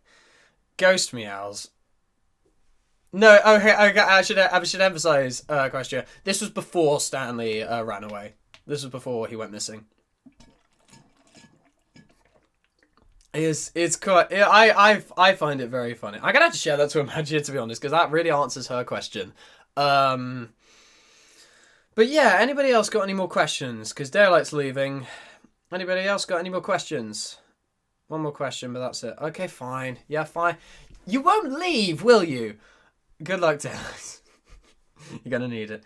Favorite conspiracy theory? Ooh, I've got a very good. So my favorite conspiracy theory is Sophia Mai. Okay, Jack, I'm gonna go, but I will talk to you about Saturday on Messenger tomorrow. All right, no worries, Thomas. No worries. Favorite conspiracy theory, Sophia, mate. Have a great birthday. Oh, my heart. Thanks, Thomas. Thanks, dude. And listen, I will talk to you. You have been such a phenomenal friend. Okay, you've been absolutely amazing. Can't believe you're still streaming. Do you know what I mean? We've been here for ages. Okay, favorite conspiracy theory, Sophia Mai. My favorite conspiracy theory is the Heath Ledger playing the Joker conspiracy theory. Just the whole idea that kind of playing the Joker made him go into that mindset of kind of a really dark place of going into drugs was just... I listen to that and I just think, it doesn't sound real, does it? But it's like, it's so... intimidate. I don't know, but there's genuine substance behind it. But at the same time, though, it does kind of bug me when people were going to like Joaquin Phoenix. Like, he was like, oh my god, he looks so skinny. He hasn't eaten in days. As playing the Joker forced him like out of eating. Like, is he gonna die soon? It's just like, it does irritate me, that factor. But it's just so fascinating, kind of like what playing a character, how much dedication one has to kind of playing a character. It's just incredible. Absolutely. It's just incredible, actually. It's just kind of, it fascinates me. It really fascinates me. Aaron Williams, happy birthday. Cheers, man. When did you buy the 2017 movie on DVD? I didn't actually buy it on DVD. I actually watched it on a bootleg. Interesting. Don't you need to go, Daylight? But if you have an interesting backstory, you can tell me like through like YouTube comments. You can tell me a bit later. So later after the stream. Okay, Sky. Okay, Sky. That's fine. For real this time. Honestly, okay. There was a question by Captain Yoshi earlier. I'm gonna see if I can find it. It was something along the lines of, do you prefer the 2017 movie, MLP movie, or the 2021 MLP movie. 2021, hands down. Like 2017, there are just elements about it I just don't like. Like it's good, it's entertaining, but it's so cringy. I find the 2017 movie, even for MLP, I find it so corny. And but the 2021 one was just was the 2021 one, it was just so much fun to watch, and I didn't cringe once watching it. It's got such good songs. It's got such good songs. It's got brilliant characters, such good world building, the animation, mwah, and at chef's kiss, absolutely beautiful. But yeah, I just prefer that film a lot more. What's one of the most stubborn move you made, Sophia? Mate, I'm liking your your questions, Sophia. I'm not gonna lie, your questions are very they're making me think. What's the most stubborn move you made? As of late, I think really stubborn has been, to be honest, I think towards one of my friends. She doubts herself constantly. And I'm just there, just supporting her, thinking, no, your art is incredible. Your art is incredible. You do incredible things. You are a really good person, and you need to stop doubting yourself. Okay, daylight's really leaving for this time. Okay, yeah. See you, man. I'll talk to you later. Love you, babe. Kidding. Okay. Yeah, the most fun move made is is telling a friend that she is good enough when she thinks that she's not. Okay, if that is anything. Favorite legendary creature. Presto! Yo! Oh, get some fire in the chat. Get some fire emojis in the chat. Hang on a minute. Hang on, let's get some. Hang on a minute. So it's fire. Gonna get some fire emojis in the chat. Just because Presto's here. He'll get the joke. Okay, let's just... Hang on, let's get back to the question. So, favourite legendary... So, if you don't know, Presto, he did a... he did some... He did some commentary alongside me, which we're planning on recording the next Stories of Sodor tier list, Season 2... this Saturday, I think. This Saturday. Actually, no, it can't be Saturday because I'm actually doing something else. Unfortunately, Presto. But we'll talk a bit later. Okay, buddy. Actually, no, it was Friday. It was Friday we talked about. Okay, Friday we talked about. I can definitely do Friday. But anyway, favorite legendary creature, equestrian exploration. There we go. There's the fire emojis. There we go. Now we're cooking. But favorite legendary creature. I'm sorry. The Phoenix. Oh my god, I love just the whole idea, something rising from the ashes, being this just rising from nothing into this glorious, majestic bird. I just find it so cool. I'm overhyping the Phoenix way too much here, but just I love it. And maybe I'm saying it but it's just, it looks so cool, man. Concept arts of it, it's why Philomena is one of my favorite background characters, one of my favorite pets. Those BuzzFeed questions where one of the actual topics is if you had a Disney sidekick, which one would it be and why? Mine is hands down Philomena, because just having a phoenix would be so cool as a pet. Oh my god, that'd be sick. I'm gonna change you like a remix, then I'll raise you like a phoenix. Okay. So Aaron Williams, what is your favorite Hit Era Thomas episode? Oh god, there was one. Don't Tell Thomas. I really like that one.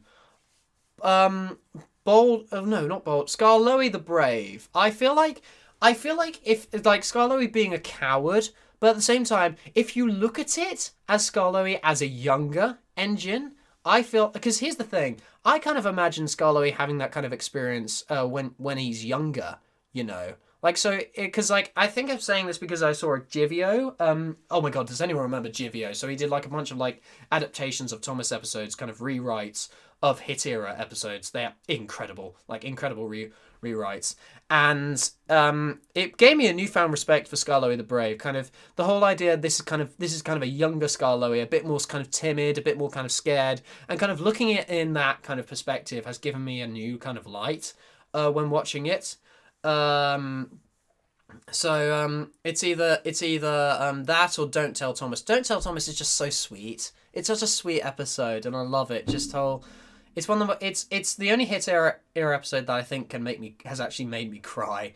Honestly, oh, that's sweet. What's sweet, Sophia? What's sweet? Um, favorite subject in high school? She also asks. Why, and pray favorite and why.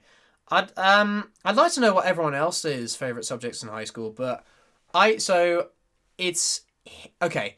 English literature, history, and of course drama, like drama studies.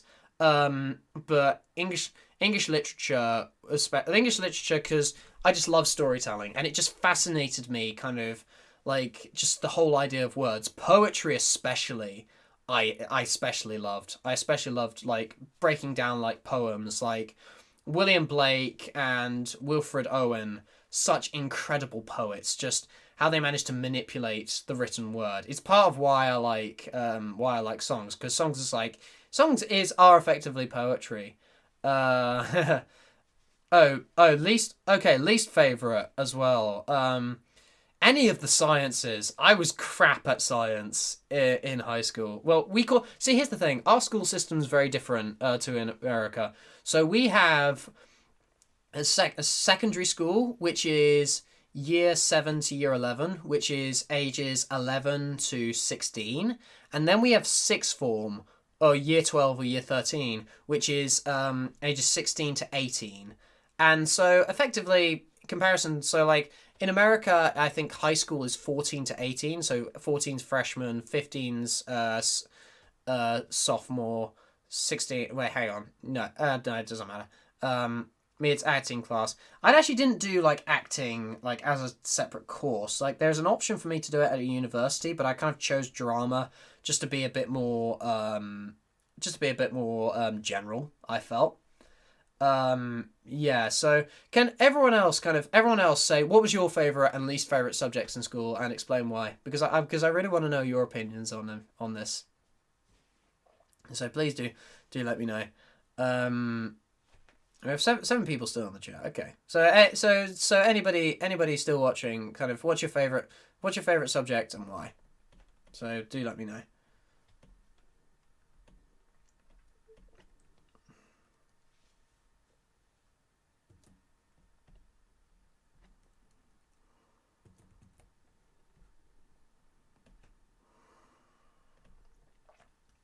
Favorite high school subject, Simpich. My favorite high school subject was probably science. Honestly, I took chemistry, biology, and astronomy. Math was my weak point. See, here's the thing with math. It's kind of like Marmite. Marmite was kind of it's kind of sorry. If you don't get that joke, basically what I'm saying is kind of math is either something you get straight away or you never get. I'm just saying, like math, you either get or you don't get. It's like it's impossible. It's uncanny. Like it's just something I just feel like some people just in my class just they tried as hard as they could, but they could not get it. But I just got it like that. It's why I got a 5, which is basically equivalent to a C or a B in math. So I'm happy with that. Spanish and chemistry. I love science and the Spanish culture. Okay, interesting. What's your favorite character voice to do? What's your favorite character voice you do? Favorite character voice. I assume you mean Thomas, but okay. Honestly, like I haven't really done enough to be honest. But my favorite character voice in Thomas to do is probably James. I do love my James voice because it's just because I love Michelangelo's voice. It's incredible. And as for your favorite your best voice, I'd probably say the Fat Controller. You know, off the top of my hat, I really do like your voice. Aaron, by the way, subscribe to Aaron Williams, man. He's a very talented. Some of his voices could use work. I feel like certainly, but definitely subscribe to him because he's a guy that kind of has so much passion.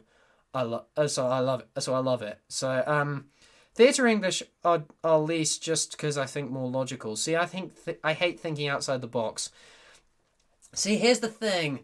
I do think outside the box, but I'm not as creative as some might give me credit for.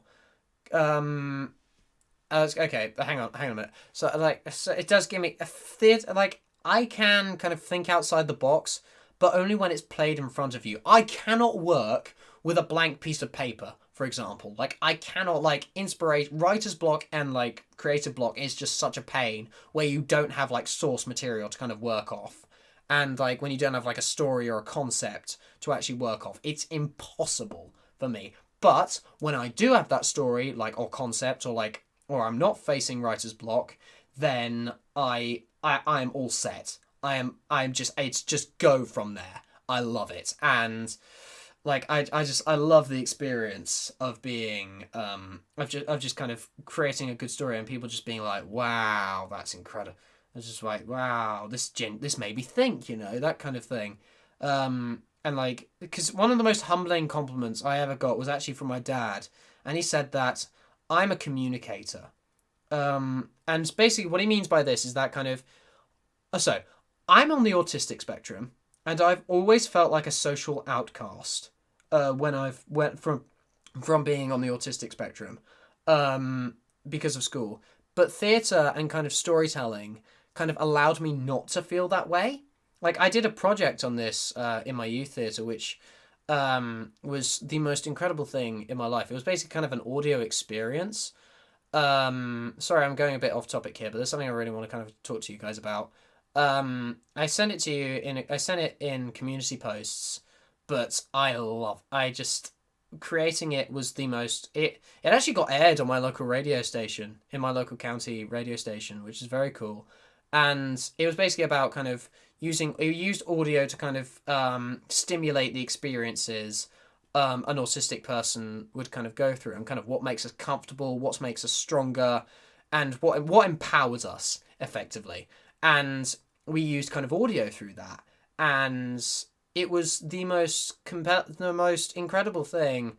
Like, listen to us, like, find the project, find that community post when you've got the time, because I loved doing it so much. I loved doing it so much. And basically what I'm saying is kind of being that communicator, using kind of theatre as a kind of ground for my autism to kind of communicate and speak aloud is just the most humbling thing, is the most incredible thing I feel like is the most rewarding experience I get out of doing theatre, in all honesty.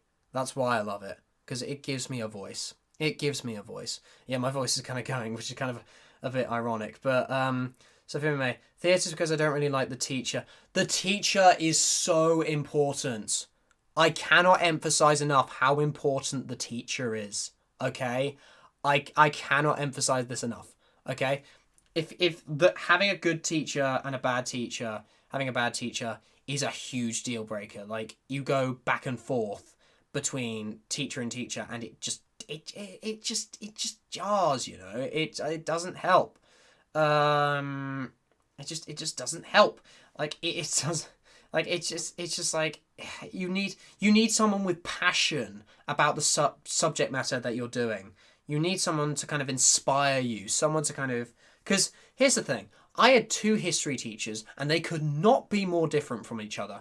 One, which I studied Cold War under, he was incredible. A little bit strict, but he was very, very kind of cohesive. He had a cohesive kind of style of learning, and was enjoying what he was doing. It just enjoyed what he was doing, and it was just incredible.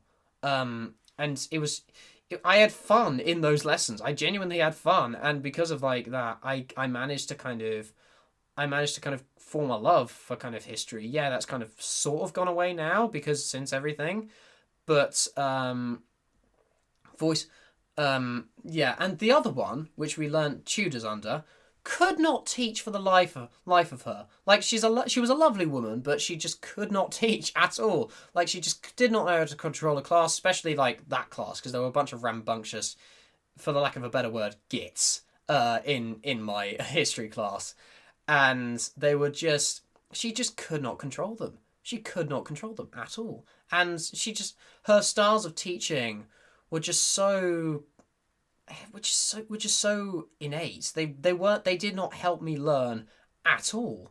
I hate teachers like that. And it felt like she didn't know what she was doing when she was there, you know. And so having a good teacher is important.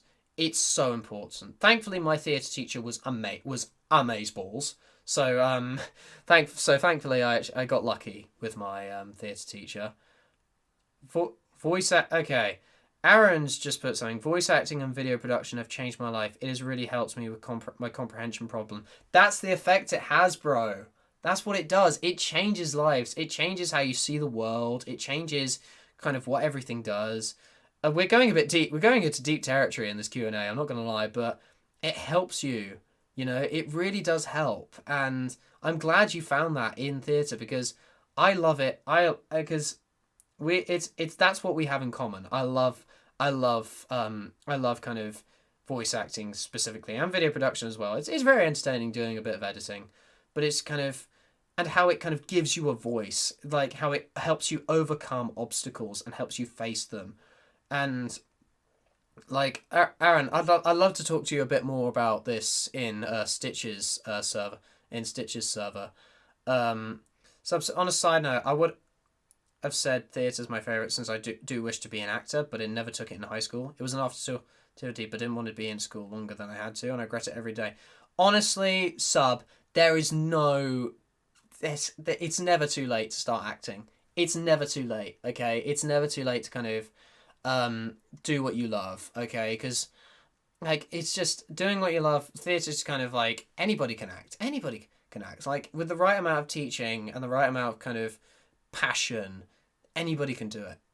I truthfully believe anyone can do it. But the one thing I will say is kind of like, make sure that that you have a passion for it. Make sure you have a drive to constantly do it. Like, it's not necessarily that you have to kind of breathe it, but at the same time, feel like it's a part of you that you can't let go. Feel like it's a fire within you that you can't extinguish. Like, just keep that fire burning, keep that passion going, and then you will find out if you truly kind of love it. But honestly, if you love it, then go for it, dude. Go for it. Absolutely go for it, because it's never too late. It's never too late, dude. It's seriously never too late. Aaron Williams, my first grade teacher was the worst teacher I've had in my life. She never understood my issues and was very impatient. The rest of my teachers are great. Yeah, that's always the way. And I had teachers which just did not understand me. Like teaching assistants, like general mainstream teachers, who just did not get what I needed, and they did not get kind of what requirements I needed to actually succeed. Like, and it was just like, nobody can understand my problem. And it was so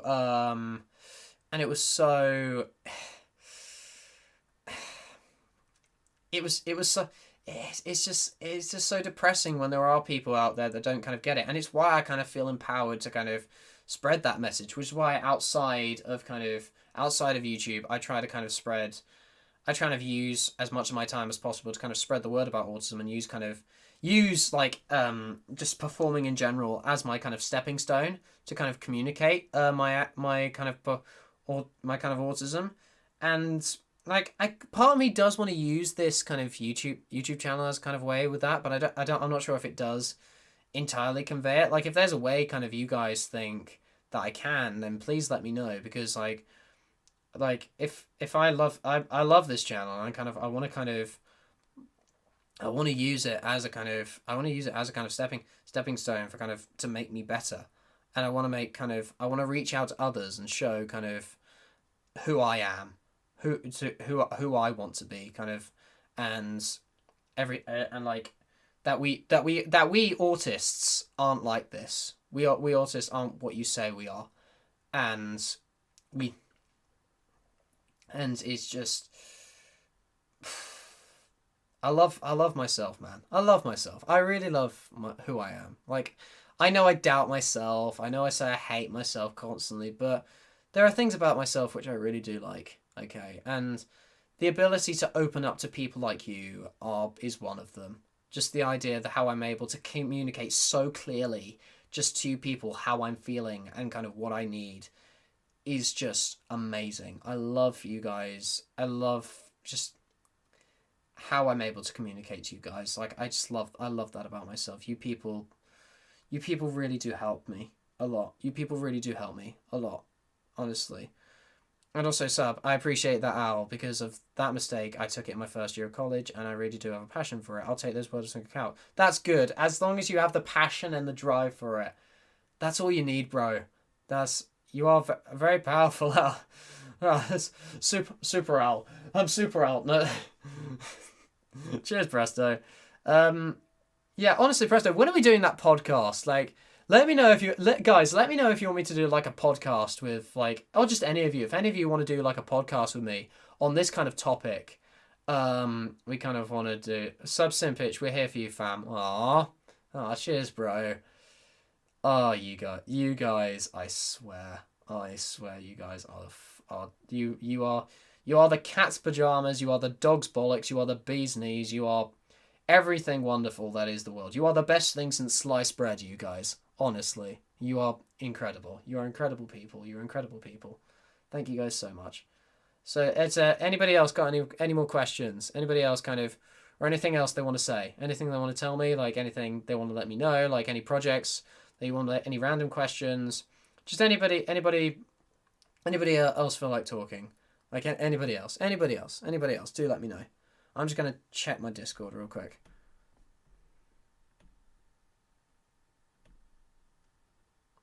Well, Joe Scout's uploaded a new video. Oh, another history memes. Oh, that's great.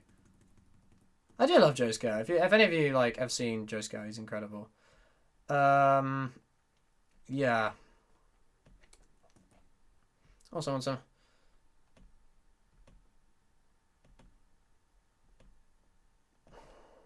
Just gonna hang on, guys. So anybody else kind of want to kind of talk in the comments? Anybody else thinking anything? Anybody want events? Anybody kind of feeling unhappy about something, you know?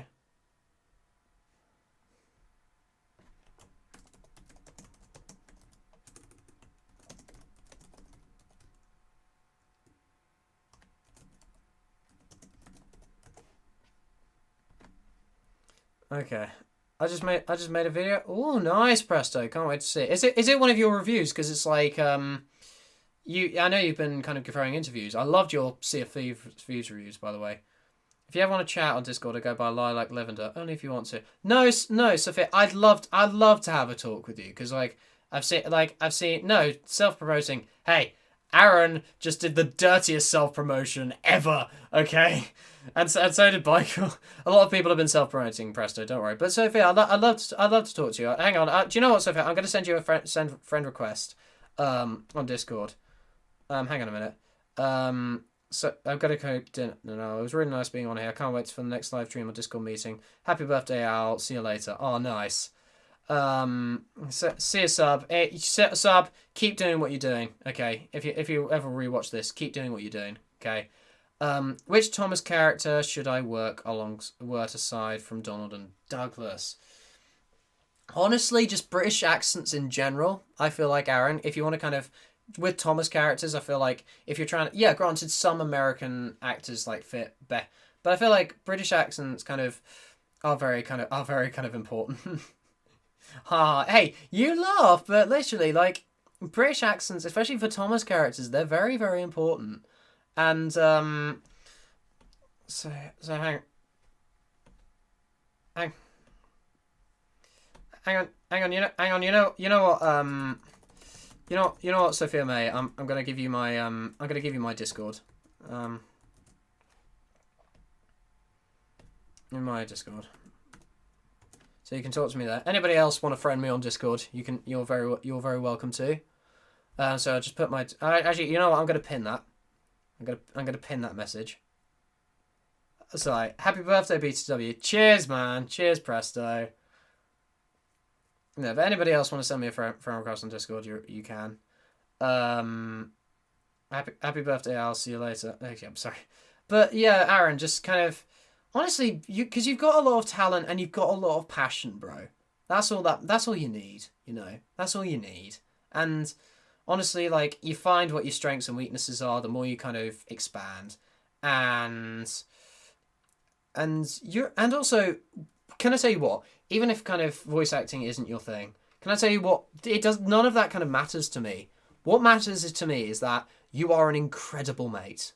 Okay? You are an absolutely phenomenal person to talk to, and like honestly, you are a phenomenal person to talk to. Honestly, and I blame Roboto. I was about to say, like, that's the same profile pic as Roboturbo. Like, God, this is going to be so confusing.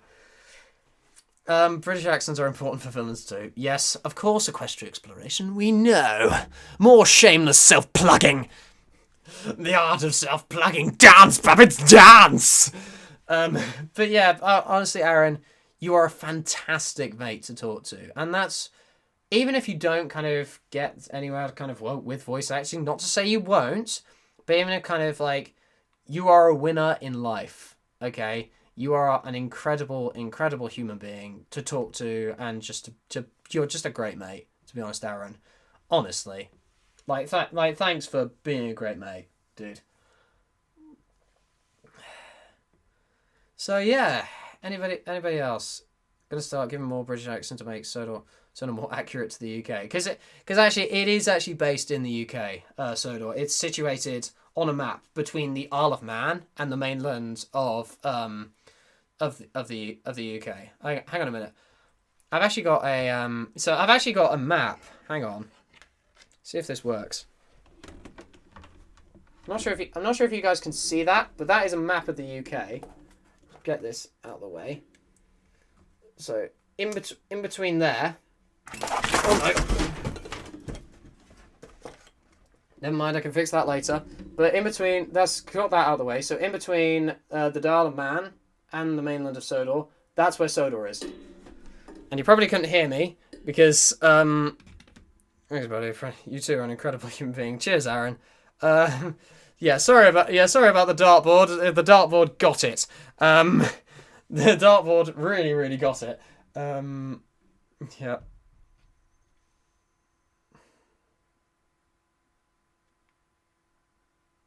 Yeah, this. God's sake. God's sake. God's sake.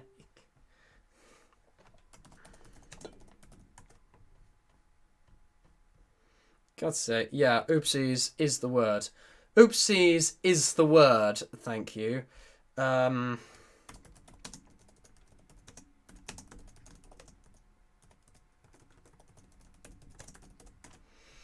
Yeah, so anybody else kind of... I've just realised it's in a different position. God damn it.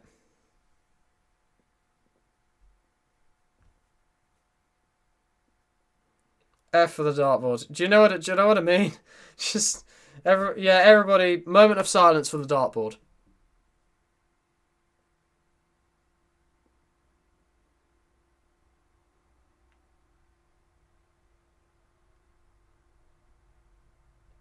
Okay, it's done. Moment of silence for the dartboard. But yeah, anybody else? Yeah, that's good enough. That's good enough. Yeah, that's good enough. Anybody else? Anybody else want to talk about anything? Like, anybody just want to chat, wish me birthday wishes or stuff like that, you know. Kind of anybody. No. Toby, Oliver, Jake. Who's Jake? And maybe Stanley, I can do British accents from, since maybe it suits them. Stanley, I don't know. I kind of picture Stanley having more of an American accent. I don't know why. Like, maybe it's because, like, in Great Discovery, I kind of picture him as almost like I kind of picture he's kind of that kind of smile. I kind of imagine him like as like someone doing like him just being one of those friendly American customer service. Like, I hope you have a I hope you have an awesome day. Like, he just just that constant smile on his face and just how he's optimistic towards everyone. I'm just imagining like him, one of those cashiers, just like, have a great day, sir or ma'am. Like, just he's like he's just so one of those optimistic kind of Americans, like, oh, have some change, dearie. I can just imagine him being like an optimistic American for some reason. I don't know why. Yeah. Teacher with red Eminem, which he's afraid. Wait, what? What? Jake is okay. It's a character from Tyler. I haven't seen that. The second one yet, Aaron. I do apologize for that. So, teacher with red M&M, which he's afraid of. So, what? Sophia, mate, could you explain, please? I'm a bit confused. If I'm totally honest. What did you get for your birthday? Oh, it's today, bro. It's 1 o'clock in the morning around my time. It hasn't happened yet, so we're gonna have presents like around like midday tomorrow. It's quite late around my time, so I'm probably gonna have a bit of a birthday lie-in. Let's go! Goals, birthday lie-in, you know, on a Thursday as well, you know. So like, unfortunately, I'm working on Friday and Saturday, which isn't fun. But you know, well, actually, no, it's very fun working my job that I work. If you don't know, I work in a pizza restaurant, so I work part time. I work front of house, so basically serving like stuff. It's fun to do, but I see it more as a job that kind of make ends meet, and especially considering I'm actually especially considering I've actually gotten a paid voice acting gig. For me to do, which I'm so hyped for. Like, there's a lot of stuff I need to kind of it's very kind of which is very kind of exciting. So she's afraid of a rat. So your teacher, so you gave your teacher a bag of red M&Ms for her birthday. How can you be afraid of red M&Ms? How is it because of the commercials? Like, where they just come to life, and he's just like, he's the really aggressive one. Like, how? How can you be afraid of M&Ms of all things? M&Ms. Yeah, okay, Eminem the rapper, he's pretty terrifying, but Eminem? What? How?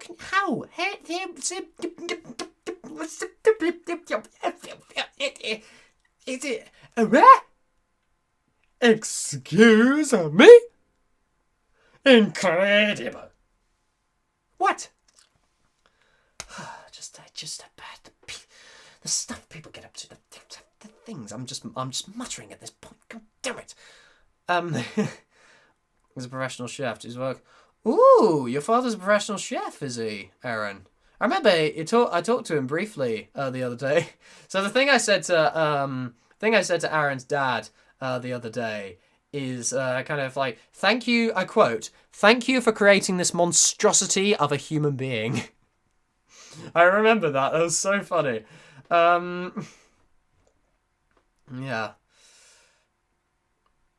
Yeah, so, anybody else want to think... okay. So he knows it's not true now, but she refused to... Just... Red dye. What, like, the shells? Like...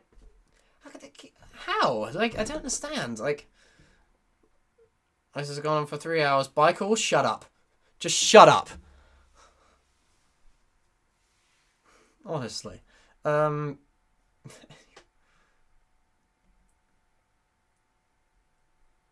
Anyway.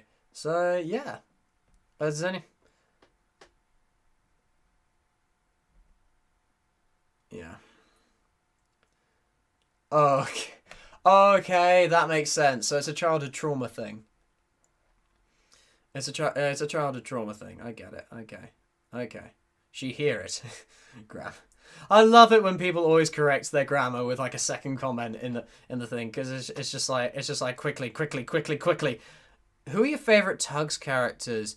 I probably have to say my ultimate favorite Cadence is hang on a minute. Oh god, what is it? Sunshine. I probably have to say he's my favorite. But also I do really like Tencent. Like I love his accent. Hercules is very kind of he kind of he takes no crap. And it's just like just that kind of personality. It's like, check on your like, sweetheart, I'm needed elsewhere. Like it's just kind of Blue Nose as well. I find him hilarious. I find him absolutely hilarious.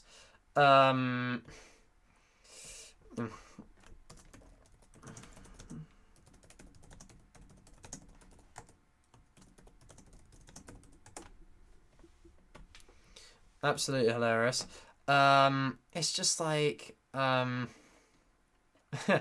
okay, One Track Mind. Congrats, thank you. Happy birthday, thank you. 3, how am I older than you? I'm 19 already, but I thought you were older. Yeah, I get that from a lot of people. A lot of people tell me I sound and look older for my age for some reason. For some very, very bizarre reason. Like, I'm just like, why? Why am I, like, why? Like, just like, is it like the actual like monotone like nature of it? But what comes across to me is like I'm older than 19. I don't understand. Like people tell me like I look like I'm in my early 20s. Like how? Yeah.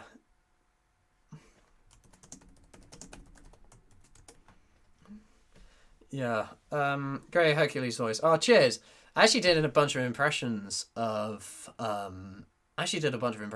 Tug's characters for a video once, which is one of my favorite videos I've ever done, I must say. Have you ever heard of any Tugs merchandise? Yeah, I know. There's a lot of like Japanese Tugs merchandise. There's also a bit of Ertl. There's like a plethora of books surrounding it. So yeah, there's quite a bit of Tugs merchandise, mostly from Japan of all places. Japan's very weird because Japan loves British stuff. I've realised because they love Wallace and Gromit. I don't know, for some bizarre reason they just love Wallace and Gromit. Why? I don't understand. Like, is it like the stop motion? Like, just for some reason, some of my friends say I sound like a 40-year-old. You sound actually. You know what? You sound quite lot. You sound quite young, I reckon. Like Aaron, I can kind of tell you're kind of teen. I reckon. I feel like you're someone that kind of sounds like you're going through puberty. But I feel like, okay, when you're doing your character voices, you sound a bit older for your age. But definitely, do you know what? One word, puberty. It's what puberty does to you, man. Like it did. Like I actually didn't really go. I still had a very squeaky voice. Like now, I still have quite a squeaky voice, to be honest. I loved Wallace and Gromit as a kid. Captain Yoshi. Who didn't? Let's be real. Who didn't love Captain Yoshi? Who didn't love Captain Yoshi? Yeah, I do love Captain Yoshi, to be fair, but I also love Wallace and Gromit. What if Brittle? It's like what? Oh, what? I have a question for everyone. What's your favorite Wallace and Gromit short? But just to answer Aaron's question, what if Brittlecroft worked on the CGI series of Thomas? Honestly, it would definitely be better because it's someone who understands the Tom. Like we saw with Andrew Brenner, we saw with Andrew Brenner, it like we had because he was a fan of the show. When you have someone with that amount of passion for the subject matter, then you get incredible results. You get really, really incredible. You get so much better results. And I love and you gotta love that about you. And you gotta love that kind of about Andrew Brenner, just his passion, really. So like if Britt Allcroft worked, oh my god, imagine if Britt worked alongside Andrew Brenner. They would be unstoppable. Can you imagine? Bro, I like squishing stuff. Oh my god. Victor Tanzig is watching Robert Arthur Wells and Belle Before the Wave, which is an upcoming episode of my series. Interesting, check it out. I wonder if I might check out your series one of these days. Maybe even give you a reaction. If I think it's good, tell you what, Cadence, if I think it's good, I will give you a reaction. That's kind of how it works. Like I kind of look at people's like stuff. If I think it warrants a reaction, then I'll definitely give it to them. Sophia May, people think I'm way older than I actually am. I'm not going to reveal my actual age though, but it's funny to see people's reaction to my age. You can tell me it through Discord if you want to. Only if you want to. But like I don't really know. Wallace and wrong trousers. Yo. I have Wallace and Gromit. Oh, so do I. Hang on. Is it here? Do I have it here? I'm trying to see. No, it's probably downstairs. It's probably downstairs. Wrong trousers is goated, man. It's hands down the best. It's hands down the best. Close Shave is also really good, to be fair. Equestria Exploration. It's also very good. But yeah, it's kind of like but it's I don't know. Wallace and Wrong Trousers is just has so many iconic moments in it and just iconic characters because there's hardly any dialogue. It's legit just the only person speaking is Wallace, and it kind of shows. It's a credit to the actual filmmakers for managing to create a compelling short story through just the visual animation, which is it's just amazing to see, really. I thought, so if only Mattel would stay out of the way and let Brenner do what he wants to do. Was he fired, Andrew Brenner, or did he resign? I can't remember because I think like Arc Productions went bankrupt, and kind of that's where was kind of the beginning of the end for him. Series. Dr. Al, I need your attention. We need to evacuate the back rooms and go to Build-A-Bear to destroy television. Right on it.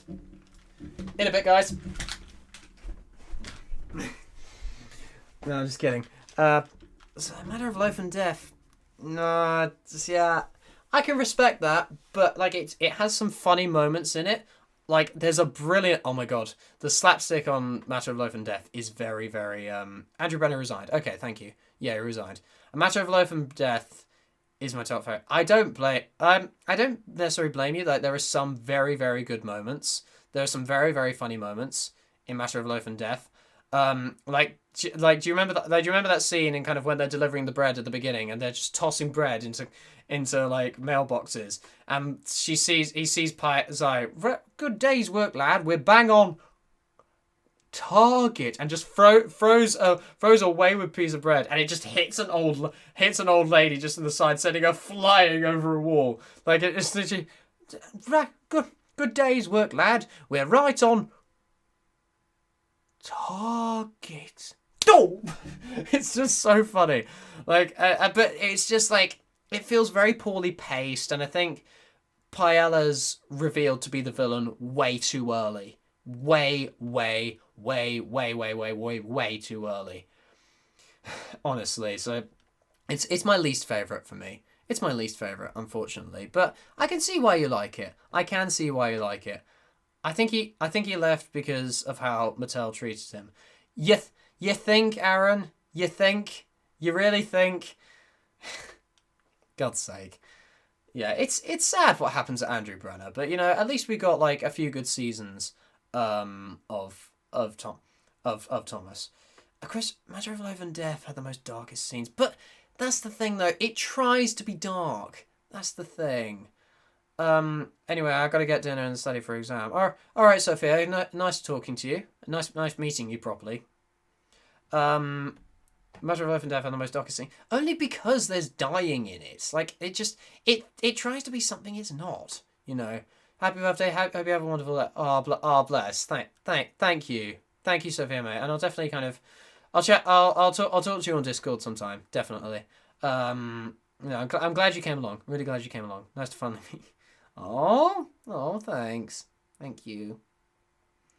Vision Destroy. We need to grab lows and put in the Pacific once we get the donuts and lows wood panels from Goodwill. Bicol! You have failed. Okay, accept it. You have failed. It's done. Everything is done. Enough. Happy birthday to you, Cadence and Isaac. Thanks, Cadence. Cadence and I'm Arctic fan. I have a question for you. Like, what inspired you for that username? I am I'm a bit kind of confused, if I'm honest. Yeah. I've definitely think of ending the stream fairly soon, if I'm totally honest. But I would like, if anybody else has any last questions, anybody has any more questions. Because this has been so much fun, guys. I've really loved being here. But anybody else has any final questions that they'd like to ask me? Also, I've just realised on the video title I've spelt the Q&A with a lowercase a. So like a uppercase Q and a lowercase a. Oh god, that's so annoying. I'm gonna have to edit it once it actually goes to the replay. I agree. I don't like when people take something and make it not, unless if you make something that's possible. My username got inspired from a game called Club named. I loved Club Penguin. Me and my sister used to play it. It was great. So which game? I loved Club Penguin. Club Penguin. It's tired. I'm late. Okay, it's tired. It's tired. I'm very late. Yeah, but okay. Antarctic. Yeah, Antarctica. Yeah, very funny. Funny.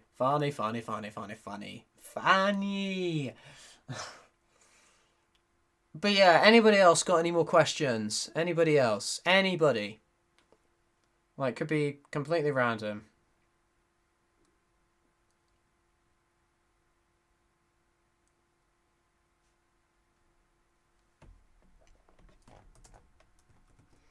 As you, why the letter lowercase? Oh, you idiot! I just mentioned that.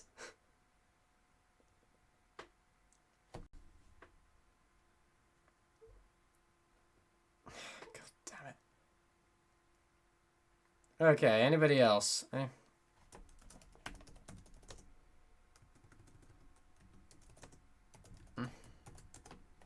Anyone?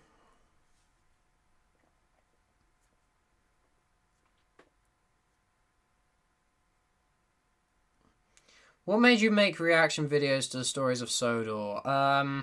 Honestly, well, partly because Joe Scout, like his reactions to it were very entertaining, but also kind of, I felt like I needed a more mainstream series to get the series up and running, because I remember I was just doing reactions to kind of Daylight Twinkle's kind of content, and I feel like I needed a kind of more mainstream series, like Thomas related, to kind of get myself, one, back in like the Thomas fandom, but two, to kind of actually, get the kind of my reactions like up and running and kind of give myself a kind of standing, you know. Like I didn't expect the growth that I did get, but at the same time, it's like there was a marketing decision behind it. Favorite Harry Potter movie? Haven't seen all of them, if I'm totally honest. I don't know. I just never gotten around to seeing it. Give Will lows because we sunk them. Bye, cool. Haven't you done enough for one evening? Honestly, favorite Harry Potter. I don't really have a favorite Harry Potter movie, to be honest, Captain Yoshi. Yeah, Christ.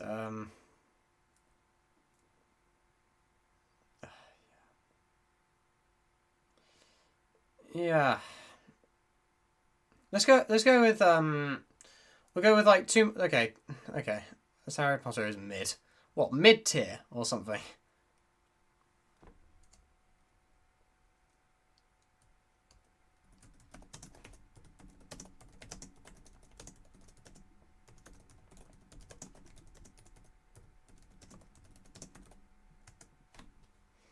Okay, so 3 more questions and then we'll call it, I think. We needed to kind of thing. So question wise, what is your favourite species of owl? What's your favourite species of owl?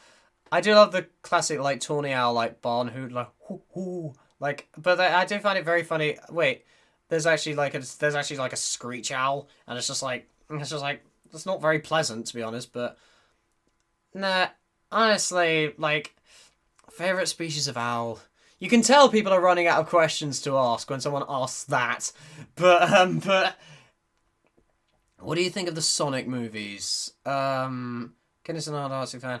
They're very good. They're very entertaining. I will say, I do enjoy them. I watched the second one quite recently, and it's very it's very very interesting. Yeah.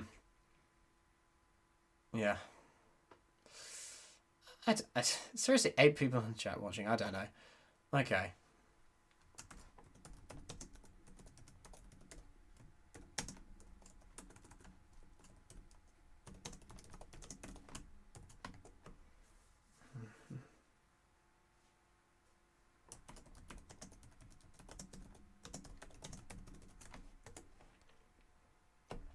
Okay, who wants the final question? Who's gonna ask the final question?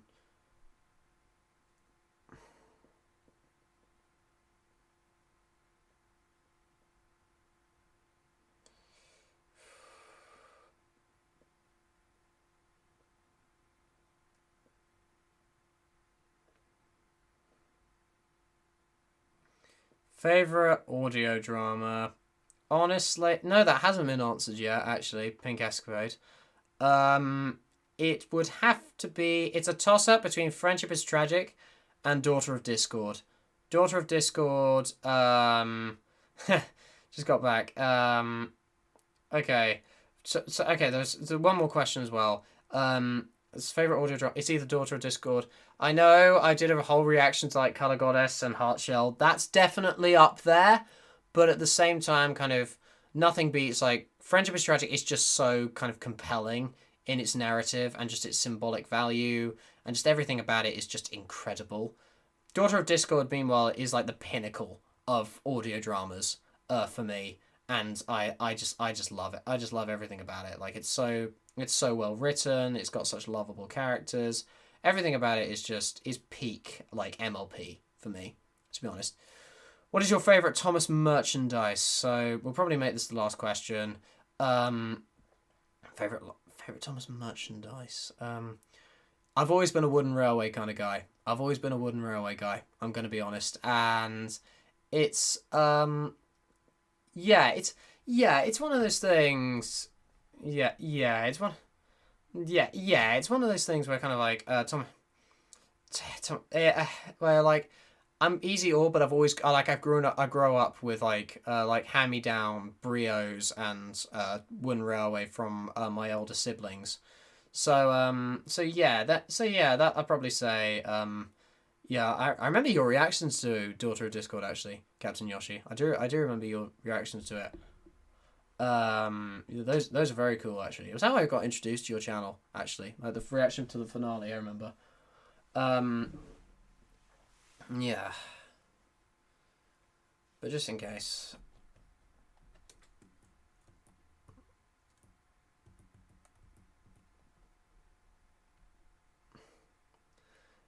Yeah, right, guys. Honestly, I think. Yeah, he's saying goodnight now. I think it's a bit late for us in the UK. Honestly, thank you, Equestria Exploration. Thank you, very nice.